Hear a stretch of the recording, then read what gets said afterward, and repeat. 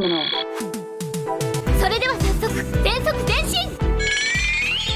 wanna know what the weak point of a mech is?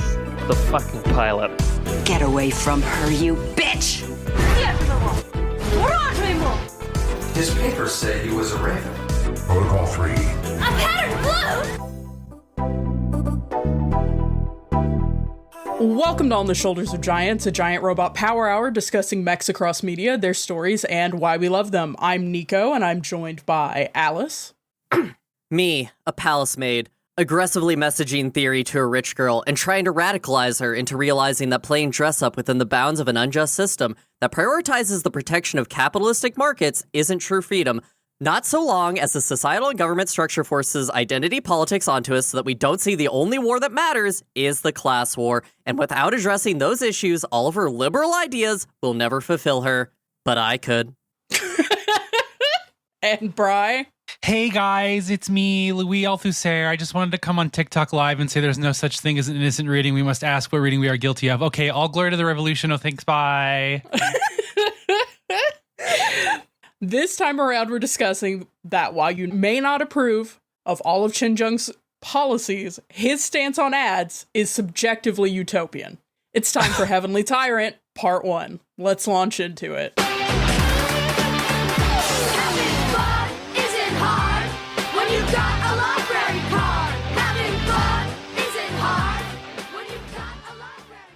It's finally time.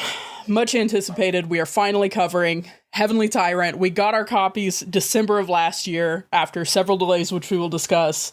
And we read them. We decided definitely for the earlier part of this year, for the year in the shell, we needed to pack as much dense reading, watching material into it as possible. Y'all, you don't even know. We're also doing our simultaneous records on Twilight Mirage. We're just going full speed. We're going full speed. Next year, I'm doing like all 60 to 90 minute movies exclusively. Next year is going to be easy, and I demand for this of myself. My revenge next year will be swift. Next year, I will be holding Alice at gunpoint and stealing all of her light novels. No! Alice is going to make Nico watch every anime woman die next year. Every single one? All of them at the same time. On screen. But, yeah, we're finally here. We're finally covering Heavenly Tyrant Part 1. So exciting. This is a chunky boy, but it is super exciting. I'm excited. And this is the sequel to what? This is the sequel to Iron Widow by Xiran Zhao. This was released finally in December of 2024. It was published by the Penguin Teen imprint, and the audiobook is narrated by Rong Fu. So, as I've mentioned a couple times now, it's worth noting that this book was delayed several times. So it was originally slated to come out only a year after the first one in 2023, and then April 2024 before ultimately releasing in December in 2024. It's actually why we had our Iron Widow records drop when they did, is we were trying to time it to when this book came out. Yeah, but we're gonna be saying a big fuck Penguin Random House for this one, and the Penguin Teen imprint, because we should probably just put down right up top, that is an official stance of the pod. Yeah, no one is trying to pitch any manuscripts. No one's working on any sort of book projects that would want to. Yeah, don't worry about it. But yeah, so, I mean, it's worth talking about. Delays for any creative work are complicated, but usually it boils down to a combination of publisher/industry pressures and the author needing more time. So Xiran actually did an interview with the Mary Sue in 2024, kind of about this and about what it was like to get published as kind of... For those who don't use TikTok like me, Xiran Zhao is kind of like a big figure on Book Talk and TikTok and had a YouTube channel for a long time and does sort of the influencer thing. And so they've also been really open about what this process has been like for them as someone publishing this book and what the industry has been like. So we talked about in our coverage of Iron Widow that there were pretty harsh constraints on length, and that Xiran kind of had a bad time with publishing and marketing the book.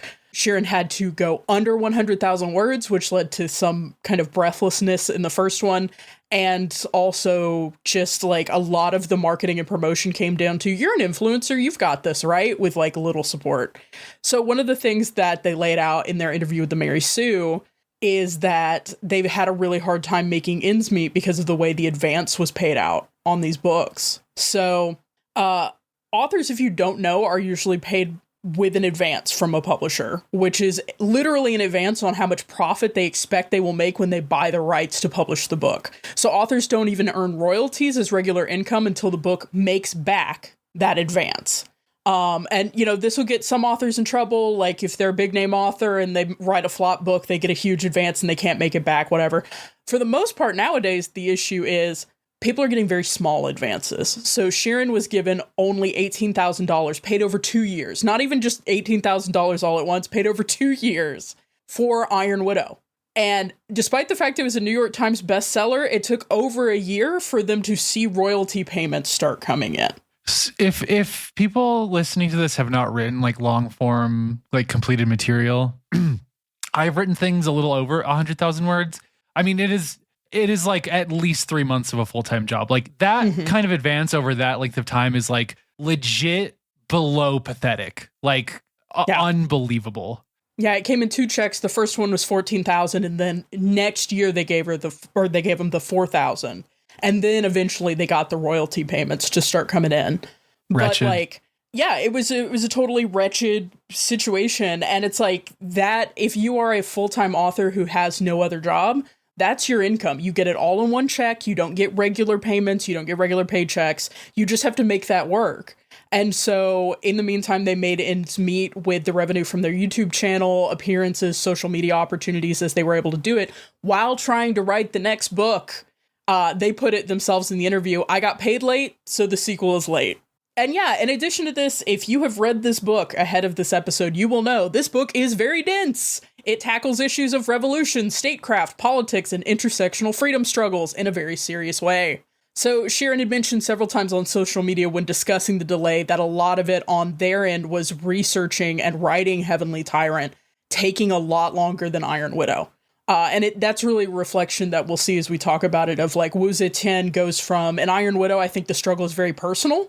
And it's very kind of small. And in this book, the struggle gets big. It gets really big. Yeah, which follows. We had book 1, fuck around. We have book 2, find out. Yeah. Truly. The consequences be Quinson. I will say at the top too, like this book is very dense. It's very ideologically dense, and it's very ideologically unsubtle in a way that I'll talk about as we get through it. But it's also like thank Xiran actually for more than anybody else, I guess. It is so much better paced, in my opinion. The pacing is fantastic. My number one complaint about Iron Widow was, and we talked about this in that episode, was just that it is literally like over the course of a 2-page spread, so much will happen. And that thankfully has really been mollified with the length they've been allowed to go for with this one. I mean, I also like, I can't say for certain because we'll never really know, but like, it does feel like at least this time the publisher wasn't giving as many notes, because it felt like in the first one, like it had Xiran's voice, but it was very truncated in certain ways. And this one, I honestly can hear the author's voice constantly. It's not cut off by like, oh, this was a note where we cut this short. Yeah, there's a thing with writing where it's like you can write like a big thing, and then if you're forced to really cut it down and polish it, you may reveal like, oh, this is the form it should be this tight, this polished. But there comes a certain point where you can't get blood from a stone. Like when you are trying to cut material, one of the things we talked about is that like Iron Widow gives us the iconic iron triangle, the thruple, but a major like side of that thruple that fell out was the relationship between Iju and Ximen. And a lot of that came down to scenes had to be cut because Wu Zetian is our protagonist. And so a lot of cuts were made that hurt. And it's like, this book gets to be over 100 pages longer than the previous installment. It has some room to breathe. It's dealing with bigger ideas, but like, I agree with Bri. The pacing feels like it is done a lot better. So yeah, the book comes in at 521 pages. It's 21 hours as an audiobook. I recommend both. I have my physical copy, obviously, support the author, and then I have my audiobook copy checked out on Libby, which critical support to Libby in this trying time where a lot of its federal funding is being cut, and a lot of people are realizing that, like, hey, I rely on Libby for mental health. I need books for the library. If I may be corny and push a private thing, I've been doing this like kind of sad challenge where I read 60 books in a year, which if you're a literature student is like actually kind of bad. But anyway, it's been really fun. I've been journaling them, and at first I was just writing like little paragraph reviews, but they've gotten incredibly extensive lately because I've read some extremely strange books recently. So on the OSG Blue Sky account, there is also like my account, and that has a story graph on it, which has all those entries. This is going to be on there, although I'm pretty sure I'm just going to say like, listen to this podcast if you want to know my thoughts about this. But we're gonna become the people we hate on Letterboxd that are like, this is a podcast. Please listen to my podcast. But yeah, as I was saying, the audiobook's really good. Wrong Fu does a really good job narrating it, and it helps a lot, I think, with pronunciation, though. Like, if you go back and forth between the text and the... I think I made a comment last time, because we got a little bit of Qin Zheng and the last one, and the narrator was doing like a British raised Hong Kong kind of vibe, and the different like types of education and voice work that Wrong Fu is doing as the audiobook narrator is really interesting too. So it's worth checking out as well. You know, a lot of this discussion is making me think, release the Xiran cut of both the first book and redo the audiobook. Oh.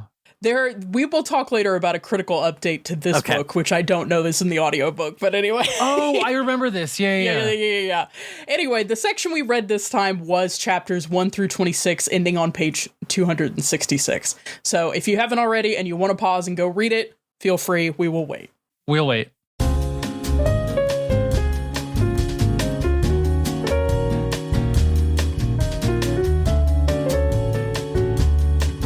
Welcome back. This is the second book in the series, so this was originally signed to the Penguin Teen imprint as a duology, but readers who finished it know that there's a big to be continued at the end. And as Xiran has mentioned multiple times on social media, we will definitely be getting a book 3 at some future date, depending on, hey, fair wages for writers. Truly. If it takes however long it takes for Xiran to like actually be compensated accurately for it. Books made by better compensated people with good mech art that the publisher pays for, and I'm not joking. And they don't need to be rushed when they're done. When they're done. I will bring up again at the top, if you've read the book, the printed version, I think I got y'all the hardcovers, so I don't know what all it has in the front. Mine has like literally like the art that Xiran has commissioned from a artist. I think the artist is I think it's the same one from the original. Yeah, it is. So Xiran commissions that art. And let me tell you, go to Xiran's website. Not only is there galleries of art that Xiran loves to commission people to get art of this book, which I think, thank you. If we're going to enter a new era of authors, I do love that we're entering the era of authors that are like, hey, I don't have much money. I'm living off YouTube and royalties, but I am going to pay an artist a fair wage to bring this depiction to life so that you can better visualize. There's tons of art on the website. There's tons of fan art. They're really huge on featuring fan art. And there are dedicated meme pages for all of the books. Fucking hilarious. It's so good. It's really good. Though obviously there are spoilers in some of the memes, so I would maybe hold out on doing the full peruse of the meme pages until you've read the book, the whole book. All right. What were y'all... So we covered this, as we said, like April of last year, so it's been a grip. What were y'all kind of like thinking about and anticipating heading into this second book? The end of the first book set out a storyline with the Court of Heaven that I really enjoyed, in that, like, we've seen this kind of trope done in other ways. This is the first I can point to with this version of it. And I will say, a mystery will get me through an entire book. I just need to know what they actually are. When they evoke the name Nuwa and I'm like, fuck, that's my favorite Chinese goddess. I wonder what the fuck that shit looks like on a space station. You know, that was really exciting for me. And then I was also really excited to see the consequences of seeing Wu Zetian have to deal with the fact that you can't just destroy the entire center of government and hope that it works out. Yeah, that's, the conses be Quinson. Bro, I forgot about the Rammies. The conses and the Rammies. That was the alternate title for this book. Yeah, the conses and the Rammies. And it had a big, like, red star on the front.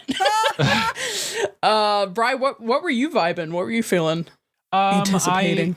I was anticipating, so like over the kind of extended break between these two novels, I learned a couple things about like what the novel was going to be interested in. That made me really excited because I wanted to explore the sort of different pressures and nuances that Zetian, because Zetian is not a very nuanced character. Like it is very clear.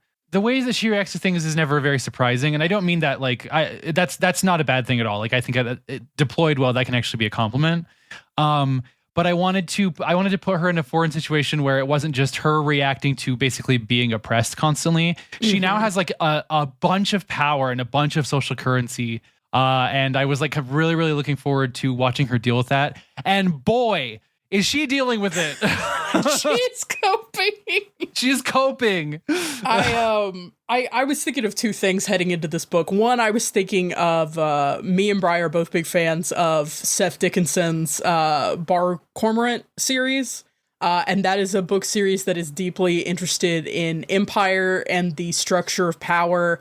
And the big question that they've asked in the most recent book that we're waiting to have answered in the I think the next and final book is, how do you butcher an empire? Like, how do you disassemble an empire in a way that does the least amount of harm to people? So on the one hand, I was really interested in a question like that. Like, now that you have crushed the Palace of Sages, what do you do with Huasha? Like, where do you go from there? The other thing I was interested in is at the end of one of the bad, I think it might have been the Book of Boba Fett, one of the bad Disney Plus Star Wars things. They've harmed Timothy Oliphant, and he's been harmed, but they've put him in a back to tank. They shot him. Yeah. They shot him. He looks fucked up, but he's been put in a back to tank, and he's just suspended in there. And it's like your last teaser shot of the season that will probably never get a sequel is just like Timothy Oliphant in the goop, like bubbling. I was shout And out that's to a more Lee Shumin. It is. No, they got him in the. So the people in tanks has been coming up lately. Ghost in the Shell has it. Yep. We just saw it in Giant Robo. Giant Robo, sorry. That was the one I was trying to look for, yes. But Gundog also had it. So it's been like a triple whammy of people in tanks. And to be clear, these aren't the cool tanks like in M1A1 Abrams, are they? No. I hate and love you so much, Alice, because I regularly pass a military base that has like a tank display outside of a museum, and every time I pass it, I want to take the same photo and text it to you asking which Girls und Panzer girls these are. Like that, you did that to me. I never would have thought that before. I do like that you've misconstrued Girls und Panzer, which is about girls driving tanks, with Uma Musume, which is girls who are horses. The tanks are not girls. The tanks are piloted by girls. Anime was a mistake. Anyway. Hey, what happened in this book? Yeah. So, what happened in the first a tiny bit more than half of this book? What happened in that? To be more precise. So I've got two big, beautiful paragraphs. Are y'all ready for me to muddle my way through this motherfucker? Oh, yeah, let's go. Let's go. Still let's get somehow into it. shorter than some of your old Single ones. take, all mistakes included. Let's go. 80% run. In Iron Widow, we were introduced to the nation of Huasha, which is regularly attacked by bug-like alien monsters called Huenduans. Under the direction of the mysterious gods of the Heavenly Council that rules over it, Huasha has recovered from a cataclysmic historical attack and learned to harvest the bodies of defeated Huenduans to create giant fighting mechs called chrysalises. We are also introduced to the Iron Triangle of Wu Zetian, a powerful female pilot bent on revenge, Gao Yiju, her childhood friend turned strategist, and Li Shumin, a convict and pilot of the most powerful chrysalis, Huasha's army fields, and we are all saluting right now. Alice, get your fucking hand up there. Never the three forget. suffered greatly navigating the social and military realities of being tools of the state, culminating in a terrible battle where the government of Huasha tried to sacrifice them to appease the Huanduans and eliminate them as a threat. Xiran, there we go. I trip over one. Seemingly sacrificed his life to save Zetian and Iju from that battle, giving them a chance to reawaken the lost emperor of Huasha from a 200-year slumber and pilot his terrible yellow dragon Chrysalis to wreak personal vengeance. In the wake of Zetian laying waste to the capital, Iju killing his abusive father and seizing his inheritance, and the lost emperor recovering from both the shock of the time lost and a deadly pathogen, they learn two terrible truths. The Huanduans are the natives of Huasha, and humans aren't from this planet, and that the Heavenly Council has recovered Xiran and kept him alive somehow as leverage over Huasha's new self-declared empress. Heavenly Tyrant picks up almost exactly where Iron Widow left off, with Wu Zetian triumphant for like 4 seconds, and then the heavy burdens of her new power crash down. The weightiest burden, of course, is Qin Zheng, who proves to be as dangerous, conniving, and revolutionary as he is legendary to the nation.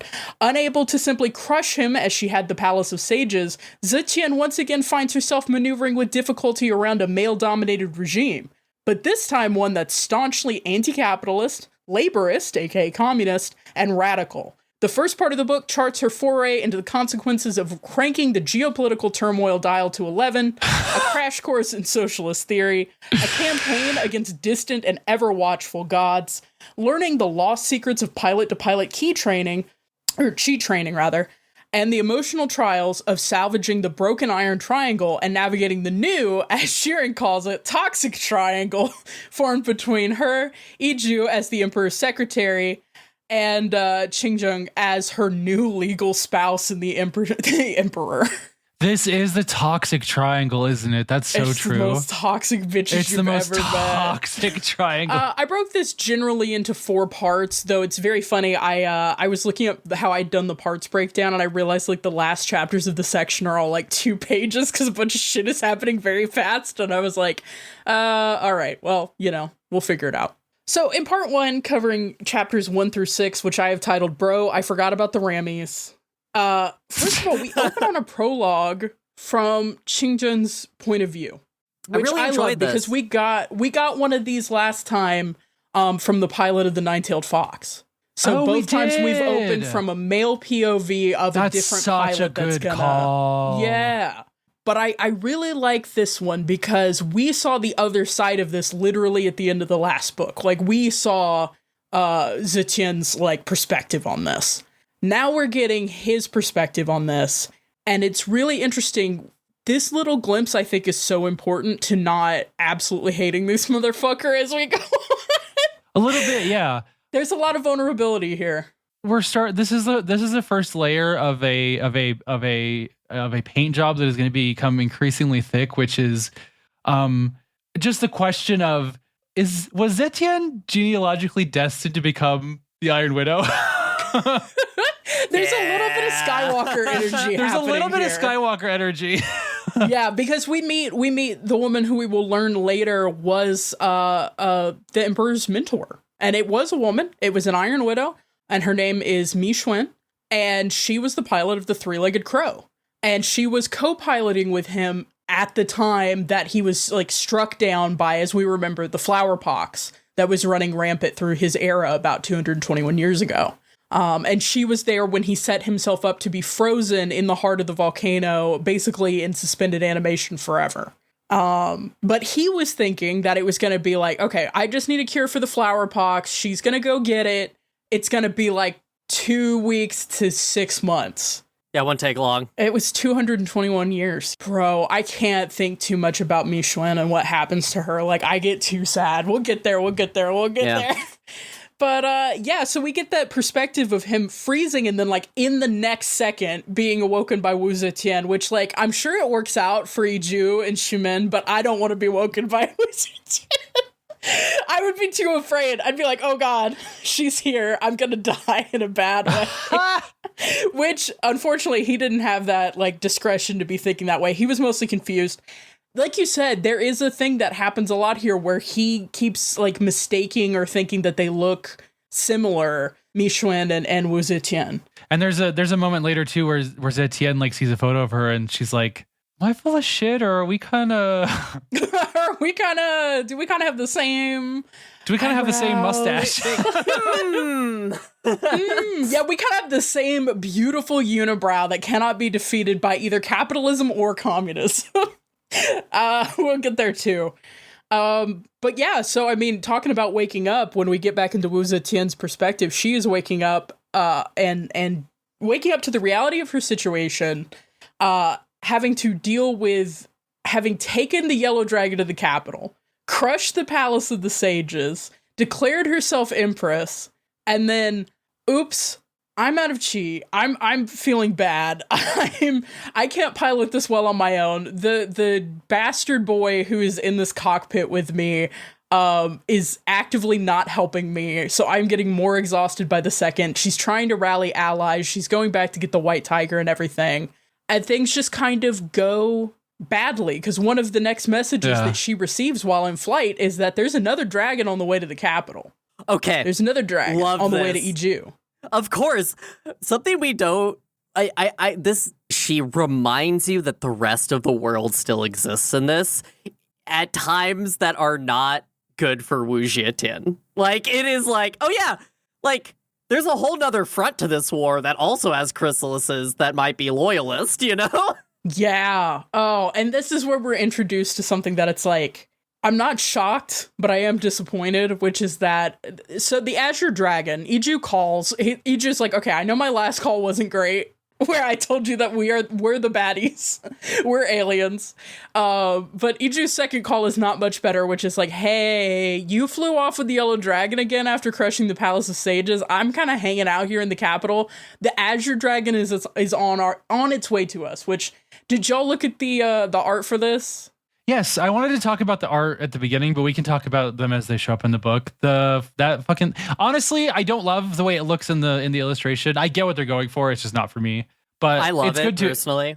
I know the sacred truth, which is Xiran J. Zhao. I see you sneaking a Blue Eyes White Dragon in here. Yeah, for sure. I know you're a Yu-Gi-Oh fan. One of those is also straight up Thisbe from Friends at the Table. But anyway. But yeah, no, this fucking Azure Dragon's on the way, and it is piloted. Yeah? By a motherfucking... Sorry, I had to go to the second page. It is piloted by Liu Chu, who is the 14-year-old male pilot, and Wei Zufu, who is the 13-year-old female pilot. We got shitty teens inbound. They're on the way. And they are gonna call you a harlot. Oh. Harlot making a lot of use in this book. I had forgotten, because I think lately we've been covering media that is mostly about adults. Like, we've been talking about, like, Ghost in the Shell, which is a lot of employed adults. And we're talking about Stories from Seoul, which is also, like, fully employed adults. I forgot that 25 years is, like, the expiry date. Like, that's your old pilot in this setting. Wu Zetian, all this shit is happening to her. She is, like, 18. Mm-hmm. My favorite part of this exchange that comes up is she's like, why aren't they listening to any of the reason? I'm obviously giving them the right answer. And then she's like, oh, wait, they're 14. Yeah, and they're over here having a shonen anime like, we will defeat you, evil lady. They are the protagonists of a different anime that's on the way. A different, way worse anime, because they're this 13-year-old's calling her a whore, and like, it's crazy. It's crazy. Precocious is generous, I think. No, I do kind of get the thing. It's like, in a world where there is extreme military and social indoctrination from a young age, and anyone could potentially test into being the next American Idol / cool dude who has a big fighting robot. Like, and not only did they do that, they're the only balanced pair that we have not seen yet. So they're like, even amongst that celebrity status, they're even higher. Yeah, because they are a balanced match. Am I crazy? They dropped that these two were also at the wedding or the crowning ceremony? They couldn't make the wedding because they were holding down the Han province. That's why. Like, Okay. the previous book was concerned with the Zhou province and retaking Zhou. Like, they were on the front, and Han, which we'll see a little bit later in this section, is like Beach ocean episode. front. Beach episode. It goes so well. But yeah, after all of this goes down, Qin Zheng basically has to assert power. And the thing that he has going for him that Wu Zetian doesn't is he disappeared for 221 years, and in the meantime, he became a legend. He became a figure that is instantly recognized. Nobody knows what to do with him. He has what you might call a piss window, which is a window that happens while everyone is pissing themselves going, holy shit, that's the emperor. And he has a window to get a lot done in there. It'd be while like, they're what doing if that. JFK like came back on a spaceship or something? Somehow JFK returned. Somehow JFK returned. So this is really Oh my cool because God. like Wu Zetian is just in control of the Yellow Dragon, and Qin Zheng is just letting her do it, and she can't keep up with this Azure Dragon. The Yellow Dragon's too big. It's too unwieldy. Yeah. And eventually she's just like, I can't do this. Maybe you could fucking help, please? And he's like, I was just waiting for you to say please, which toxic as fuck, I love by the this way. maneuver.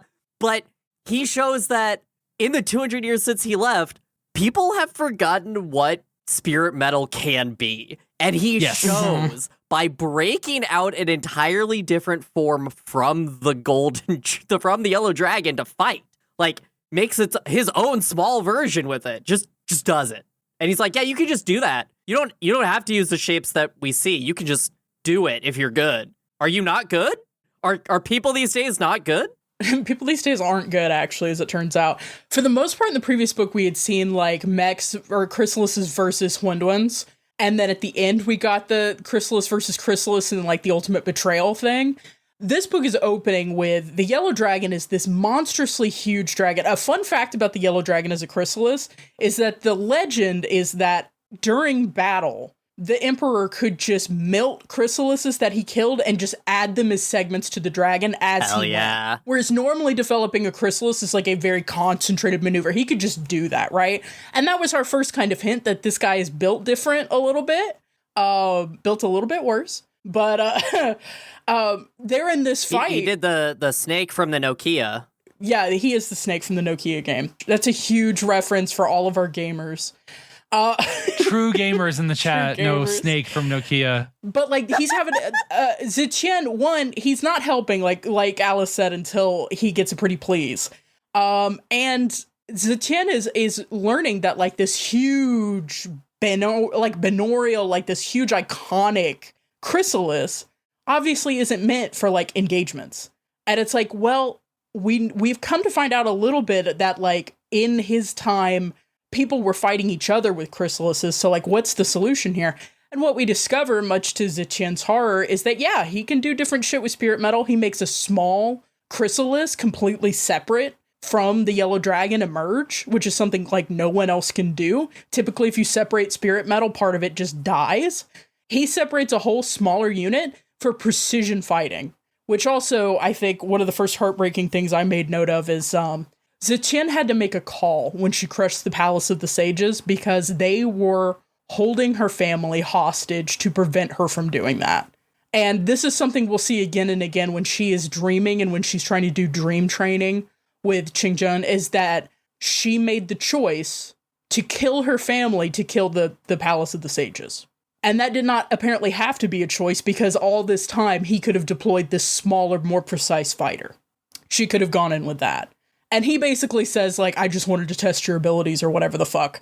But she's, like, immediately heartbroken. Like, there was another way to do that. We're immediately seeing the consequencing. She, throughout this, and this is the first of many, we will see her reinterrogate her choice of killing her family and how it haunts her, and how a snap decision starting her quote-unquote reign, which we really haven't gotten to yet.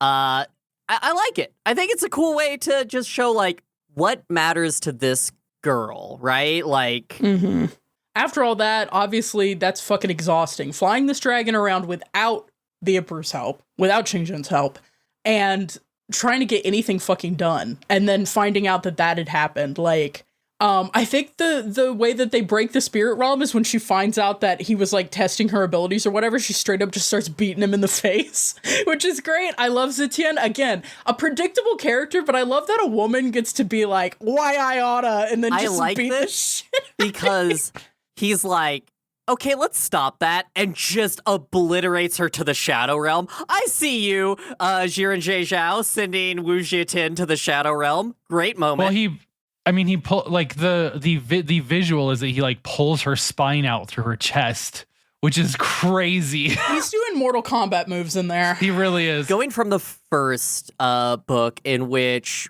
Wu Jietin's power is that she has the highest spirit pressure ever seen, right? And now she is dealing with somebody who's more powerful. Like, she got that power of being the most powerful person. She didn't know how to yield it. And now she's met somebody who knows how to grow and yield power. And it's a completely different dynamic. Yeah. So she gets knocked out. And when she wakes up, a bunch of shit has happened. Yeah. Day one, my guy is in there issuing executive orders. And by executive orders, I mean he is immediately in there like, take down all this fucking advertising. What the fuck is wrong with you people? I want societal changes are happening now. He hasn't gone quite as radical as he's going to in the next couple chapters, but like shit is already changing in a major way. But he's also made some choices for Zetian. One of them, ostensibly positive, but kind of not your purview, my man. He has had, while she was unconscious, because she was unconscious for like 3 days straight after this expenditure of chi, he has had her feet operated on. As we know from last time, her feet had been bound. She had lotus feet. She's not getting a break on foot stuff in this one because he immediately had like the best surgeon come in and try to reverse this. And so surgery has been done on her feet to bring them as close back to normal as they realistically can be. The bones have been rebroken. All this, she had no say in this. She mentions this like, oh, I'd been interested in that procedure, but he makes this decision unilaterally also, for her. When he says this to her, she says the line, and I quote, "Hey, what the fuck?" I love the way she talks to him. This is the first iteration of what is going to be their dynamic, which is Qin Zheng is going to like step all over her anatomy, but in a way like, okay, so obviously there's a gendered thing going on with what he's doing to and with her, and that's all systemic.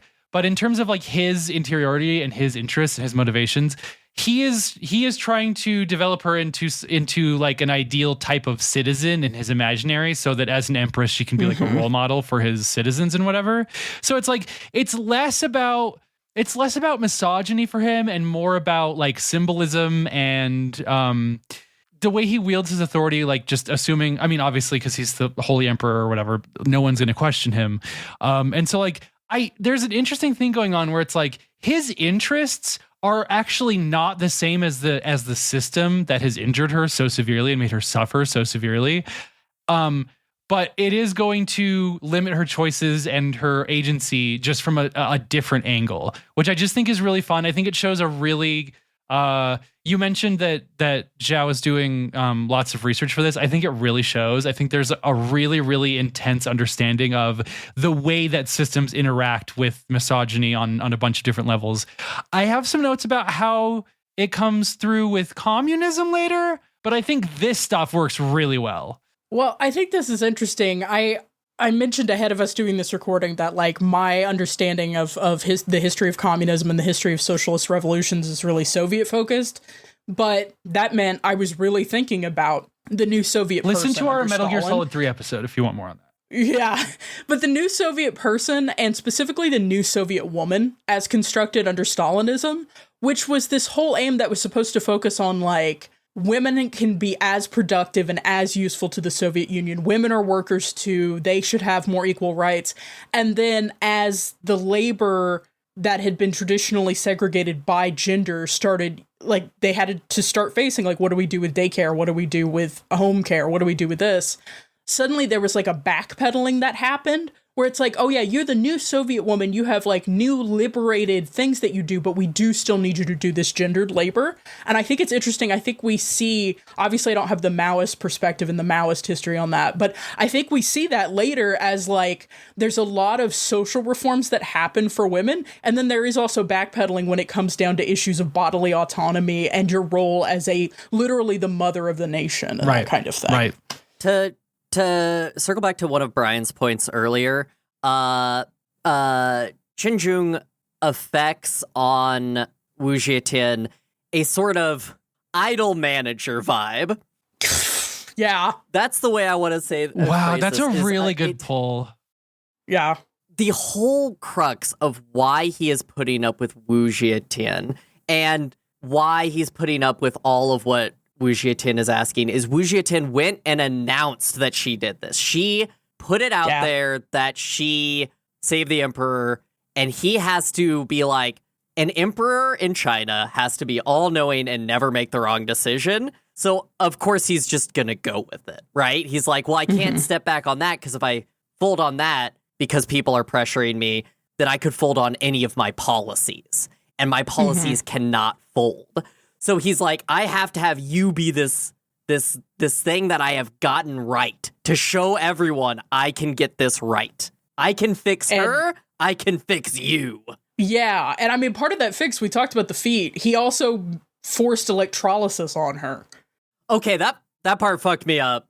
Because he also says that you had a nice figure, he mentions. Sorry, what's I must have missed this. What's the laser hair removal? Oh, okay, yes. Electrolysis. Yeah. So he had a laser hair removal done on, it seems like her whole body, like her face, her legs, everything. So he's done two things. I wanted to bring up, it's like, this is something we're going to see again and again when it comes to how people view people, their value versus their like contribution versus their whatever. Capitalism instrumentalizes people. Communism can also instrumentalize people. And Qin Zheng is really coming from that perspective. He wants her to be useful. She needs functioning feet. And she needs a certain appearance for her role. And it's like this aesthetic concern that's almost underpinned more by utility for image and propaganda than it is for misogyny in the way she's used to, but the output is the same. I want to make an important distinction, and this is, to avoid when you talk about these things on the internet, you just have to be very careful. I'm delineating that this is my take, my read on this, and not necessarily my co-hosts, but to me, an important distinction that I think this book articulates really well without being like completely over the top with it, like it does with a lot of the other communist imagery, is there is a difference between communism as a form of government, a communist dictatorship as a form of government that sits in a historical position, especially for China and especially for, Chinese citizens. Like that is a different thing from Marxism. And I want to say that, there's a lot of ways in which Qin Zheng is an analog for communism as a form of government and as a specific national identity, whereas a character we'll get later, Shangwang Waner, is a Marxist. She's interested in the philosophical aspects of it. Yeah. She's interested in the theory of statecraft. And that's why she's really valuable as someone who's like, is this ideal?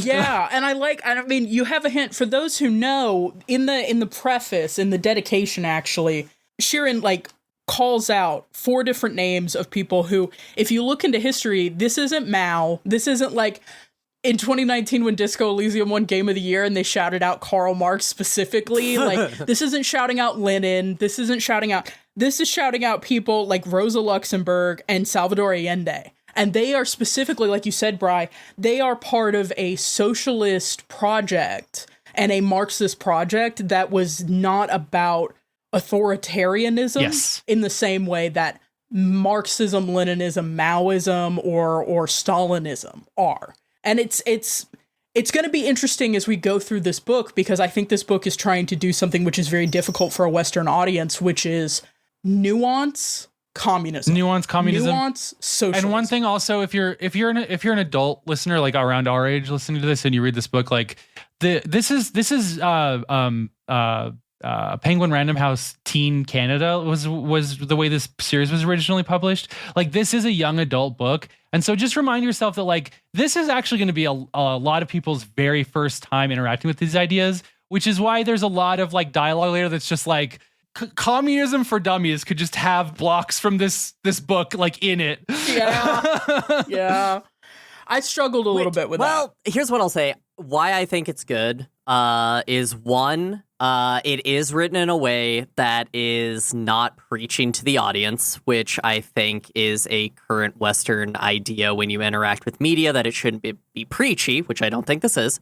But also that this is one book putting forward those ideas and trying to explain them. And I could show you a stack of YA novels that show that capitalism is cool. That's such a good point. There's a lot of fraud ideology in YA. It's really wild to have a book. And again, like Xiran's project with this book is daunting. Again, like just present not only a nutshell vision of leftism in all of these different facets and make it legible to someone who could be reading this from ages like 13 to 19. It's like the target audience. But then also make it Pacific Rim given to astonishment. Yeah, literally. to speak to Brian's note about when you were discussing these things online, you have to be very careful and that these are our personal opinions.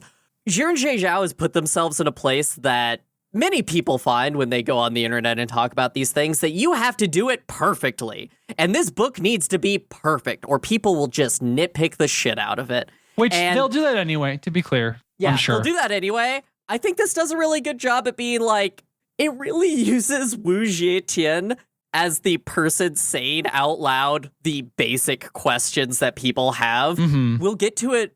We can do it right now, which is there is a moment when when they're like, we're getting rid of private property. And she's like, I don't want to get rid of my stuff. And he's like, no, it's different than personal property.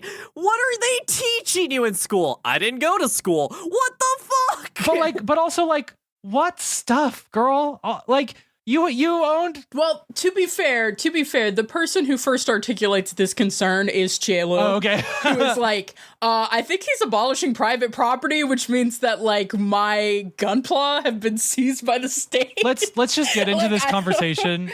Because this is basically what's happening in this part of the book, which is Zetian's having to spend some time literally in captivity. So her handmaid, Waner, and Qilu is now her bodyguard. So they're going to just bounce off of her for a couple chapters. I love this. I love this time where nobody's doing anything. Let's go over real quick the new world that Zetian has woken up in. No, because it really is different. It is the dark vision of Qin Zheng. No, I'm kidding. Qin Zheng has taken over. Yeah.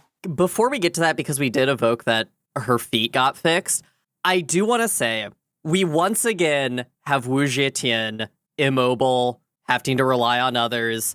I will say I got enough of this in the first book, and it was a little grating to have that again. I didn't, because I love that. My other optional intro was going to be that this book thinks it's about Marxism, but it's actually about how wheelchair inaccessible Chinese palaces are.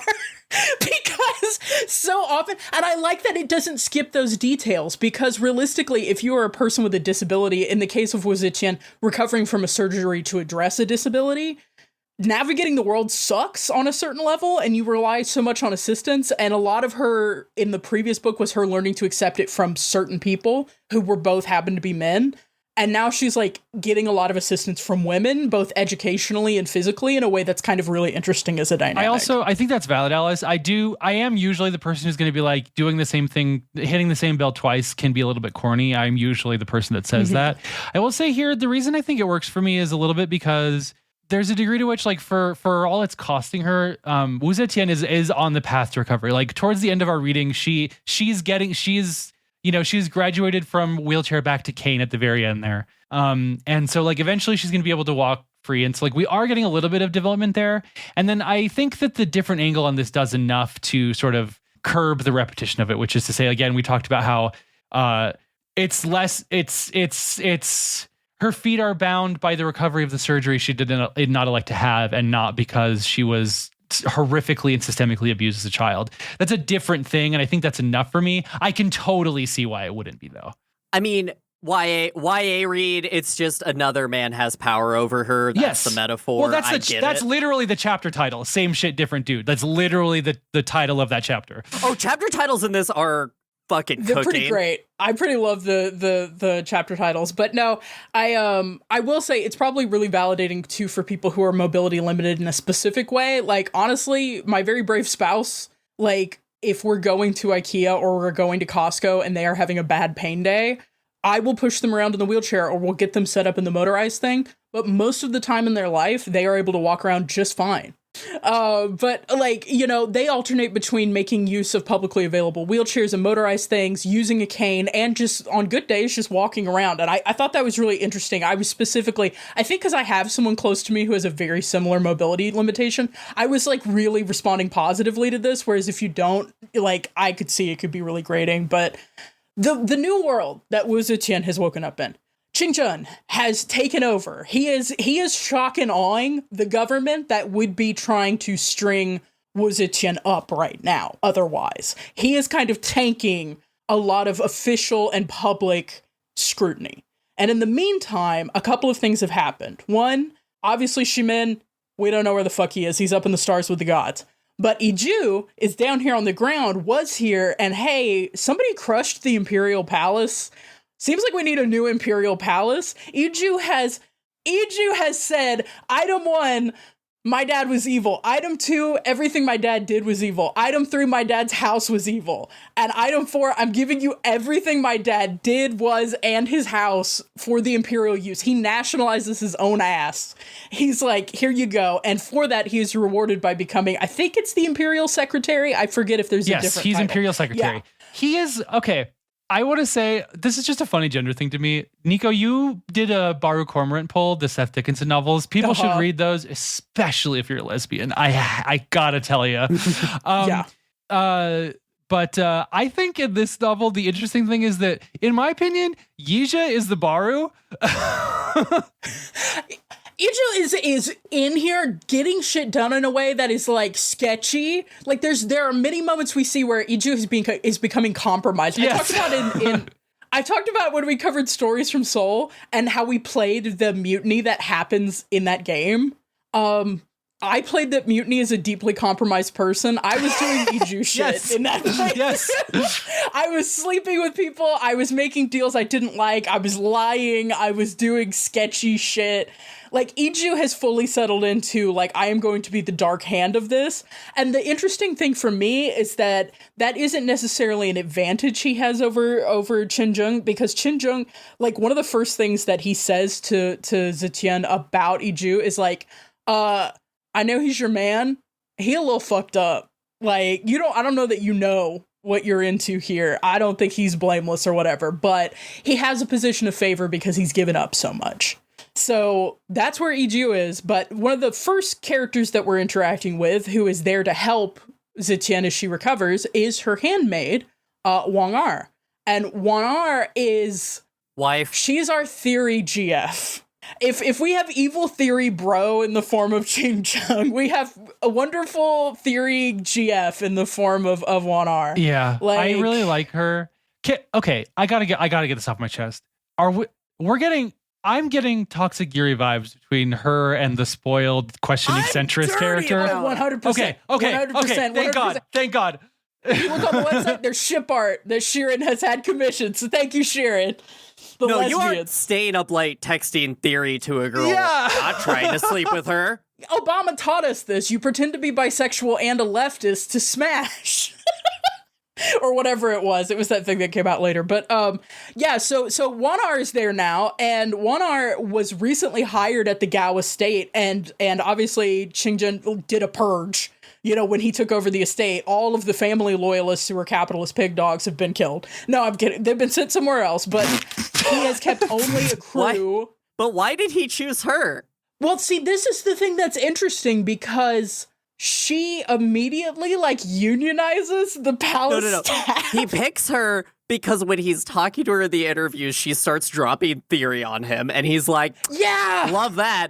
And then he's like, hey, you should be the person who gets us to unionize the palace. Quote, Wander stands beside me, holding my ceremonial scythe. She must seem like mere decoration to the court, but I know she'll have good political advice when I need it. I mean, she managed to unionize the palace workers despite being one of the newest hires. Staffers, they now demand to be called. not servants. Yeah. It's just like a throw-off line. I'm like, yeah, they would unionize the palace, wouldn't they? That makes sense. Yeah. I think that's one of my favorite things about Zetian in this, like you were saying, Alice. Zetian gets to be clueless because everyone around her is on 500 levels of Game of Thrones shit. And she's just like, I'm here as the baddest bitch in the world. What is happening? Wanar, can you teach me how to read? Look, get you two wing women. One woman who can teach you to read, and one woman who can kill everyone you want to kill. Yeah, that's the other person who, because, so the reason that Zetian has been moved to all-female staff is because, again, gender shit is happening. Qin Zheng, she declared herself the Empress. Qin Zheng has decided not to refute her to appear strong. So that means they're basically engaged, and so there needs to be an appearance of propriety, Yes. which means, like, no men can be around her. And that's part of the reason she's hearing about Iju, like, third hand. Like, she is not getting to communicate directly with Iju. The only man she is communicating with is Qin Zheng. And the other person who is taking care of her in a physical way in terms of making sure that she's safe is Chilhood, who is the female pilot of the balanced match of the White Tiger, who was her ally. If we remember, they did some mean girl shit to each other in the first book, but then the one who was nice to her turned out to be the traitor in the Black it was Tortoise. dope. And then the one who did mean girl shit to you was the one who was your ride or die when they tried to kill your Chilhoud in this polycule. book has become the best friend of all time. I love her so much. I love her so much. Besties of circumstance. It's so good. And you know she's yoked because she is the wheelchair carrier person. Like, whatever Zetian, like, takes her cane from the wheelchair to, like, deal with steps, which is frustrating, Chilhoud is, like, picking up the chair and then putting it in the next area. I'm just imagining a truly powerful, buff woman just, like, carrying a wheelchair around at all times. I love her. She can't leave without Chilhoud with her, unfortunately. One thing we didn't mention, so the other thing that he did to Wu Zetian was with the armor, she now has to wear a mask because no one can see his wife. What the fuck? Well, no, I was gonna set this up really quick. The reason that all this happens, so when she first wakes up, she's confined in her room. These are the people that she's dealing with when she deals with anyone at all. And then some shit happens, which is she is sick of being trapped in this recovery phase. So she stages a hunger strike, and it is pissing. I love that this is like, again, like you see this in organizing, you see this in prison organizing, you see, if you have no weapons but optics is what you use, and your fiance starving to death is bad optics. So she immediately goes to the hunger strike to try to get some control. She wants spirit armor. She wants to be let out of the room. She wants to be involved in these council meetings that are happening. She wants a role. Unfortunately, after a lot of these permissions have kind of been granted and she's starting to eat a little bit of food again, the fucking pilot of the Azure Dragon is fucked up on propaganda and he comes and tries to kill her. It's crazy. This is convenient, right? Because the other thing, I mean, Qin Zheng is being an asshole, but the other thing is like she is so covering. She's incredibly weak, and lest we forget, the country is kind of a bunch of misogynist assholes, and everyone wants to kill her. Like everyone wants to kill her. So it's like everyone. A lot of people are trying to tell the emperor that he has been deceived in a major way. Which is funny. I think that there's an interesting valence between everyone telling him he's been deceived and him having the most access through the spirit realm to her mind. It isn't until late in this section that she starts getting his blowback. He's just digging through her mind and her memories like a filing cabinet. I do like, because one of the points that Qin Zheng makes is that Wu Zetian cannot be the lead in their couple ruling the country, because, as he says, you are ... not liked. and he goes on to chastise her for starting a revolution without populist support at all. He's really like, everyone funny. hates you. What did you think was going to happen? It is really funny. I kept thinking about this a lot, okay? There's like a joke that is said where people will be trying to organize and they'll be doing like leafleting or whatever. And somebody will come along to criticize them, an armchair leftist or whatever, and go, why the fuck are you leafleting? You should firebomb a Walmart. And it's like, you know what? True. Capitalism sucks and perhaps we should be firebombing Walmarts. But there's in order to change a culture and a society, there's some broader work you need to do. You can always firebomb a Walmart and it will have tangible effects, but also that isn't necessarily going to mean anything if you don't have anything behind that. And I kept thinking that you need both. Qin Zheng is at the end of the organizer tech tree, is at the like Supreme Emperor tech tree. He's the right? NPC that you get at the beginning to teach you how to play the game, and so he has all the stats that you need.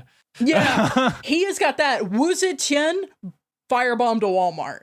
And, like, more power to her, but now she's like, holy fuck, everyone has a different interpretation of what it meant that I firebombed the Walmart. People don't like me locally. To her credit, she did firebomb Walmart HQ.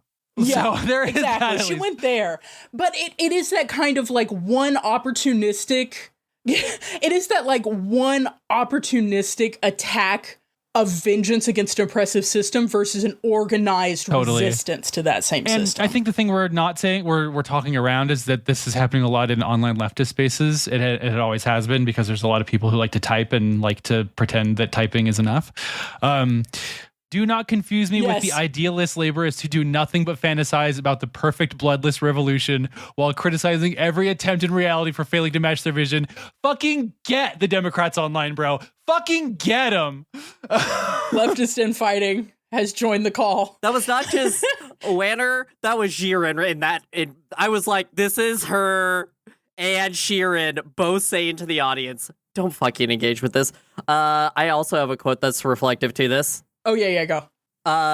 No one hates laborists more than other laborists. One thing I will, if we step back and are going to think about it, it's an interesting thing. When you're part of the Chinese diaspora, especially because your family was maybe part of a ethnic minority or were refugees or something like that, your relationship to communism as the West understands it is different in different ways.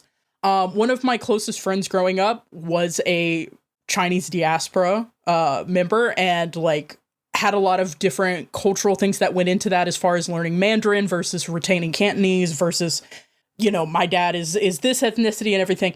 And I remember when I started getting into ironic leftism in high school, suddenly I ran up against the real world where we would all jokingly go, oh yeah, unquestioningly, we all love communism. But we had someone in our midst who was like, I don't know a lot of theory, but I have lived experience about a communist regime that makes this a complicated thing to joke about for me. And I think it's interesting. Xiran J. Zhao is coming at this not only as a Chinese Canadian, but also as someone who, if you follow their social media presence, is obsessed with the French Revolution. So there's like personal baggage, there's like family baggage, there's cultural baggage that goes with being a member of a diaspora, and there's also like a real fascination with the function of a bloody revolution. And I think it's all coming into play here. There's a lot of nuance. Like I said, this book is really trying to nuance how you approach communism and the different ways that it functions, and laborists arguing with each other, which I think is just fantastic. Yeah. But yeah, no, so yeah, this is happening at the palace. She gets almost assassinated by a teenager, which would have been a major L for her, I think. But thankfully, she is able to thwart the assassination attempt with the help of like hand soap and a towel. My queen. But this finally moves Qin Zheng to give her spirit armor. The only thing is, you trade one cage for another. His control of spirit metal, as Alice mentioned earlier, is unparalleled by anyone else at this time. He uses spirit metal in a way that no one else knows how to at this point. And one of the things he alludes to is that probably some of this knowledge has been lost because pilots don't train other pilots anymore. As we talked about with the first book, strategists train pilots. And so something has been lost in terms of institutional knowledge of how to actually manipulate spirit metal by those who have the spirit pressure to do it.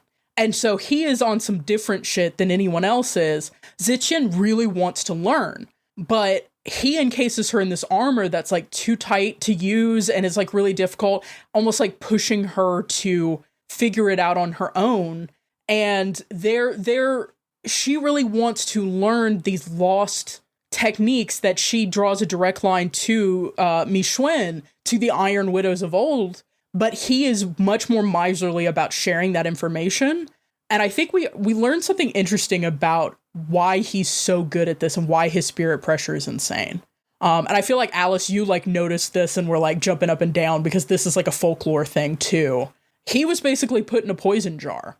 Yeah, this is fucked up, but basically they're like, hey, actually back in the past, we realized that your chi is stronger if you have a really bad trauma response and live in a state of fear and panic.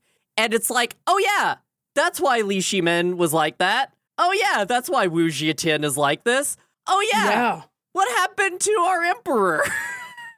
He's a cyber new type. That's what happened to him. He's a cyber new type. It really fucked up childhood. What he reveals is that they basically, in traditional Chinese folklore, there's this thing called poison crafting, where you get as many venomous creatures as you can, and you put them in a jar, and the last one left alive is thought to have concentrated all of the venom of the other creatures, and you kill that, and you use that thing's venom.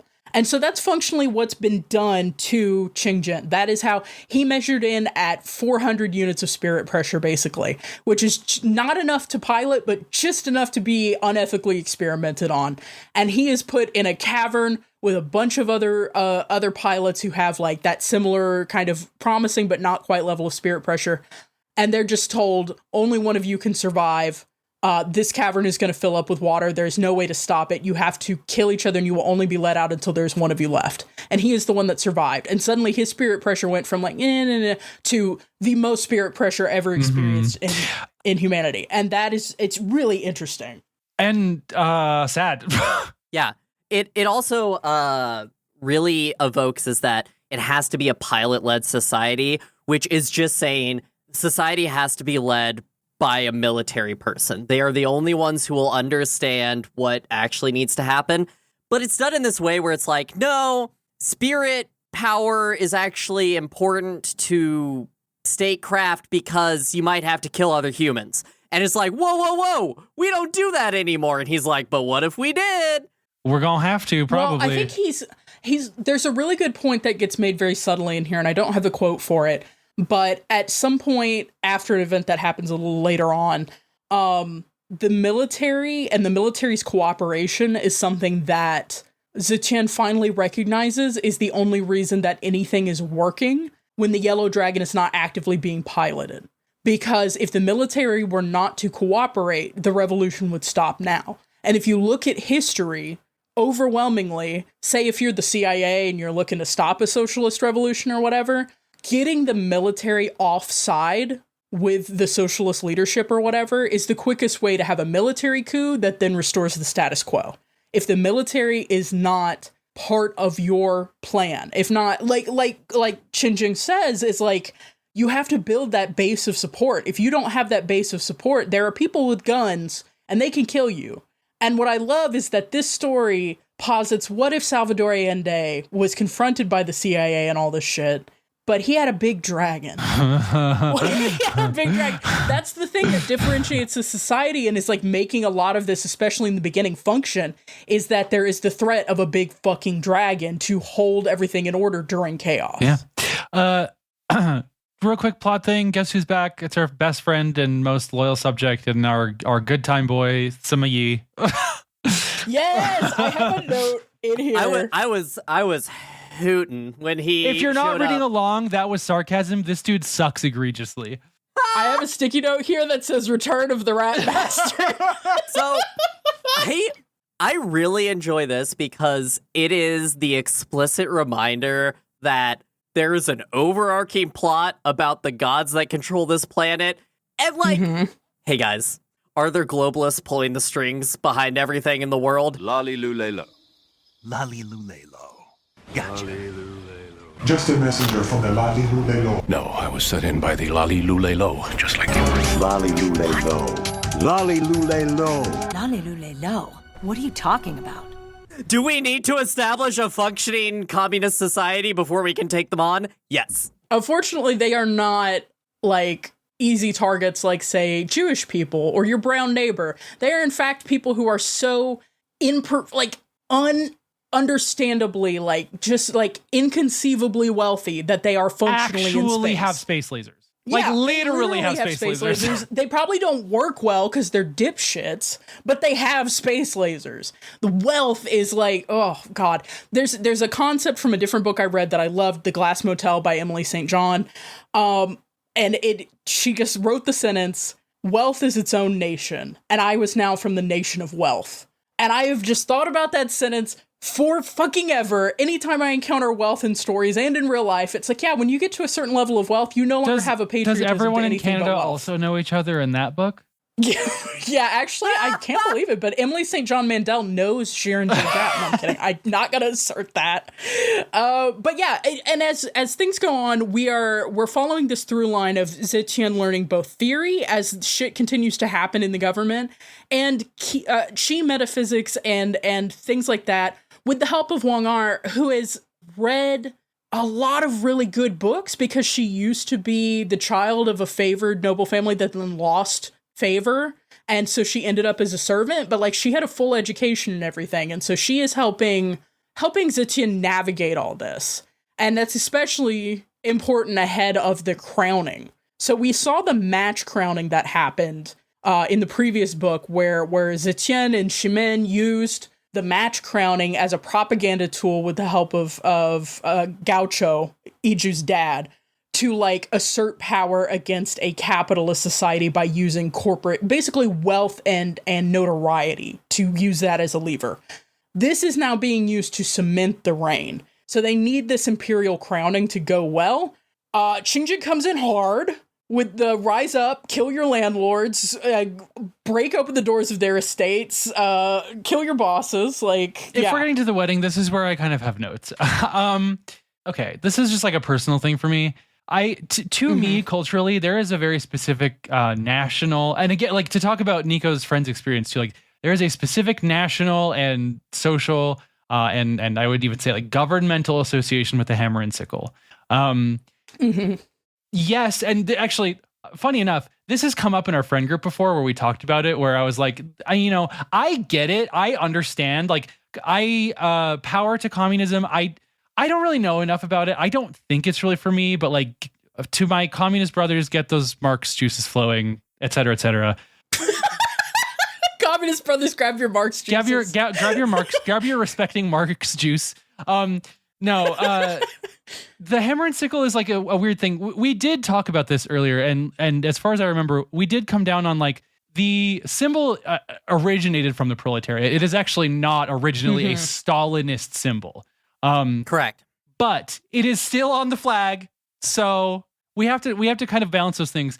Now, I'm all for all that stuff. Do they need to hold a giant hammer and a giant sickle at their communist regime installation wedding? I don't know. Well, Brian, I liked the joke about this because at one point she mentions she only really used a scythe sometimes. A scythe is a big threshing tool. Yes. It's not an efficient weapon. Anytime you see someone fighting with a scythe, that's just not, just so you know, it's not probable, whatever. A sickle is a better hand weapon.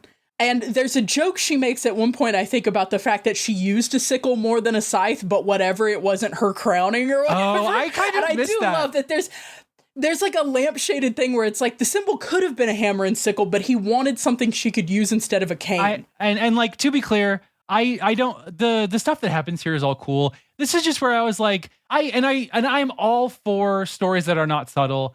It is just a taste distinction for me is I really enjoy subtlety. This was just a little bit, this was like a toe over the line for me where I was just kind of rolling my eyes a little bit. Now, I want to call attention to my quote that I had at the beginning of this, which was by Louis Althusser, which is, it was the innocent reading quote. The context of that quote is that a philosopher is going to read Das Kapital very differently than an economist is going to read Das Kapital. And neither of those two readings are going to have all of the pieces. So that is my general call to say, like, I'm not trying to start a discourse.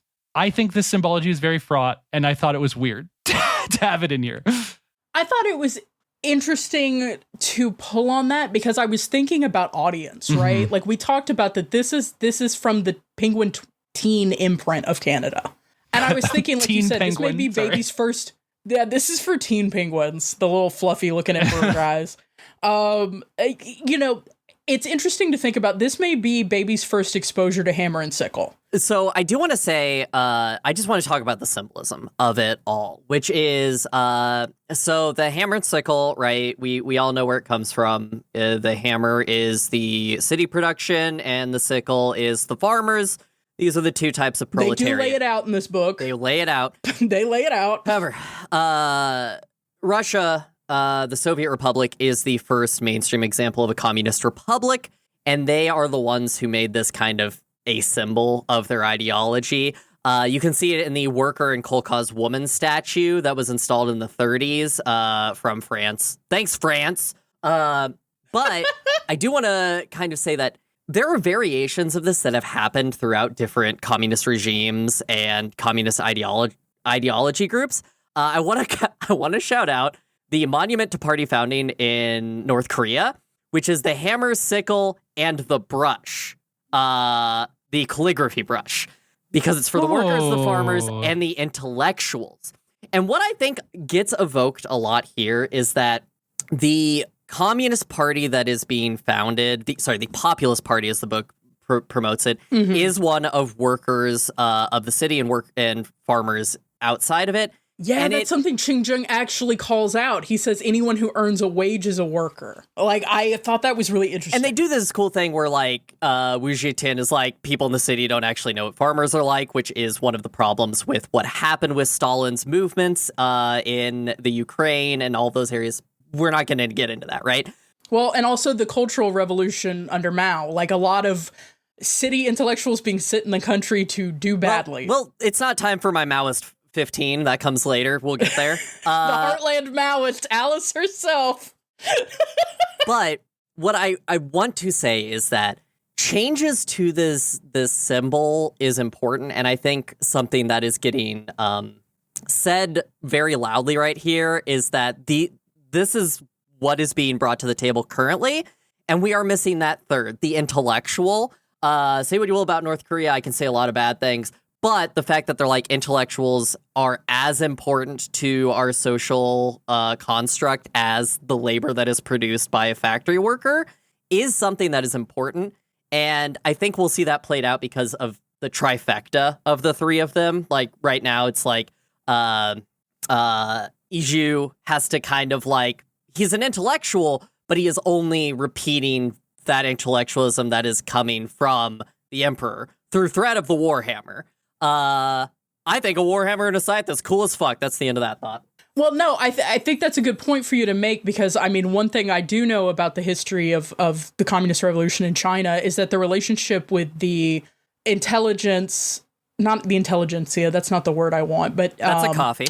Well, it's also something else. Intelligentsia is a coffee. I forget, the intellectual class. I was looking for the specific word that's used, but like college professors, scientists, there were major issues around struggle sessions and about different waves of socialist fervor where... No, you're right. It is intelligentsia. Labor, okay. When intellectual labor isn't considered a type of labor, it's like there are a lot of people who post and it's like, if you see anybody who owns a house that's worth more than $100,000, you need to kill them. And it's like, I mean, I understand the sentiment, but some of those people are like university professors, and they aren't necessarily the people who are trying to kill you with like gas-powered grok machines in Texas. Like there are different levels of people who maybe don't wield a hammer, but they do still labor. And yeah, we need to equalize things, but when you separate out classes that are doing intellectual labor from other classes, one, you're stifling the other classes because there are intellectuals among them. They may just not have had the same opportunities. But two, you also just end up with the situation where you have a brain drain that can be extremely dangerous. And I do think it's interesting that one of the first things Qin Zheng does is like, no, sorry, in my thing, like, I know you want to kill anybody who wears a nicer pair of shoes than you. I get it. I sympathize. More power to the people. We do need to keep people who know how to do math. Yeah. Like, we do need to keep those people. He has an agenda, and he has a very clear agenda, and it's clear that he is so excited to carry it out until a bad thing happens, which, as it turns out, you can take a 221-year nap in the freezer, and you can not die of flower pox Unfortunately, in the meantime, we've developed turbo COVID, and like you can't, new shit keeps happening. He has an immune system that is completely undeveloped for the current era. Yeah. And they only discovered this when during the crowning, it's being live streamed, this whole shit is happening, he starts coughing up blood. One thing, he has not been taking care of himself. I like that there's a very fun, humanizing moment where Zetian finds him like passed out on a desk of books that are like accountants books, theory books, reports, like all this shit. With no pants He has on. been running himself absolutely ragged. He is destroyed physically. He is not recovered from...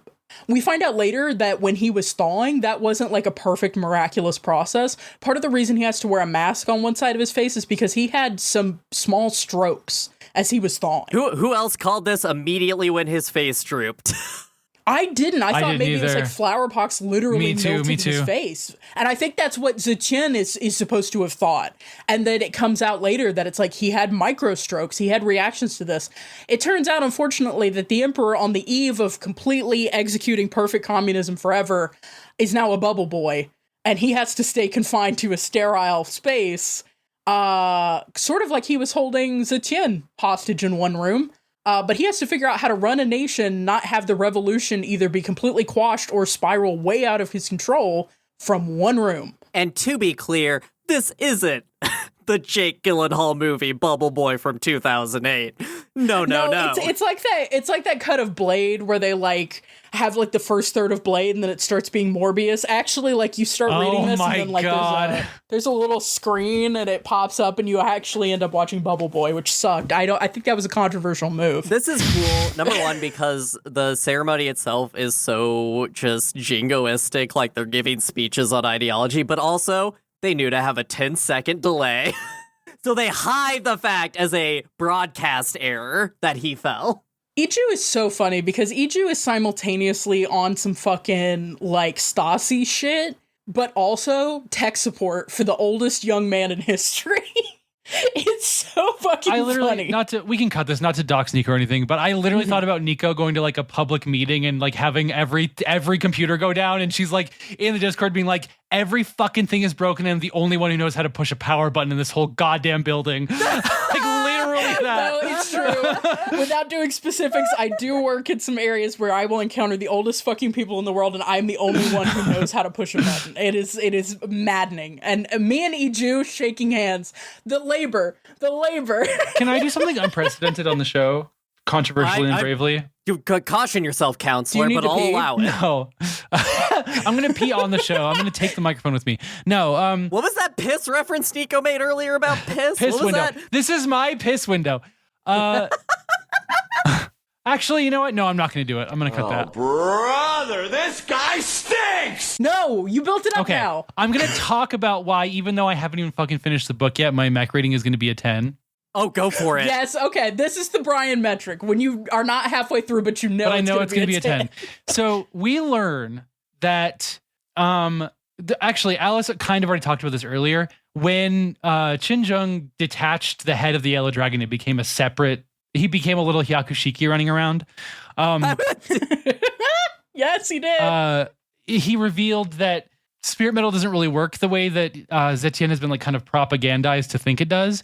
We learned that the reason chrysalises kind of take the form of so many mythological creatures and things from scripture are because those things are easy for our brains to interpret and imagine ourselves being and controlling.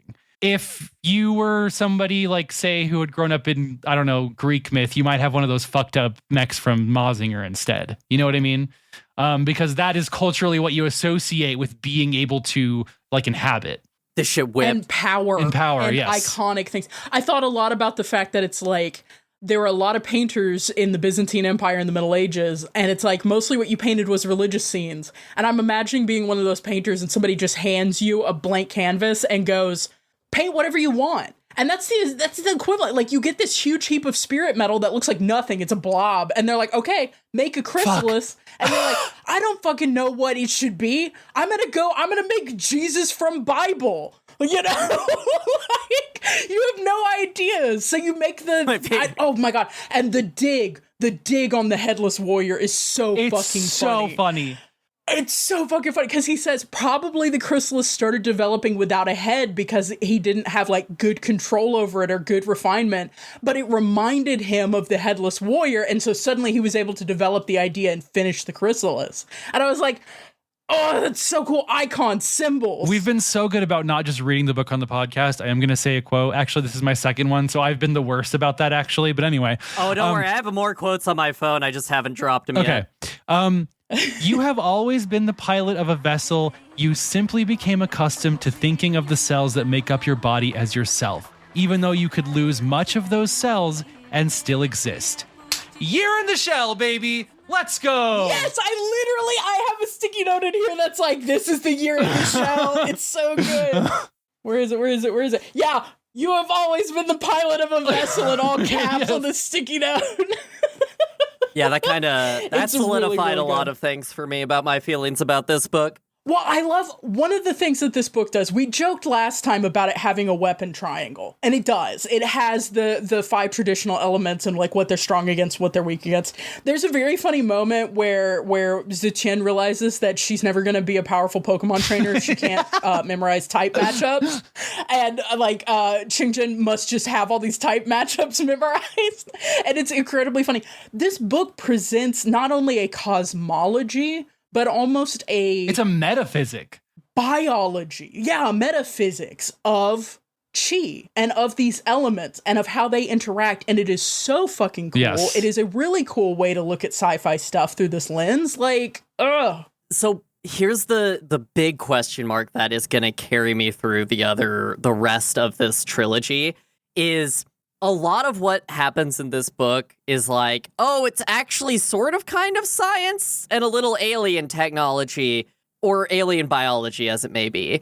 But still don't think you can explain chi in any scientific way. What the fuck is a mind realm? The wuxia of it all is so good.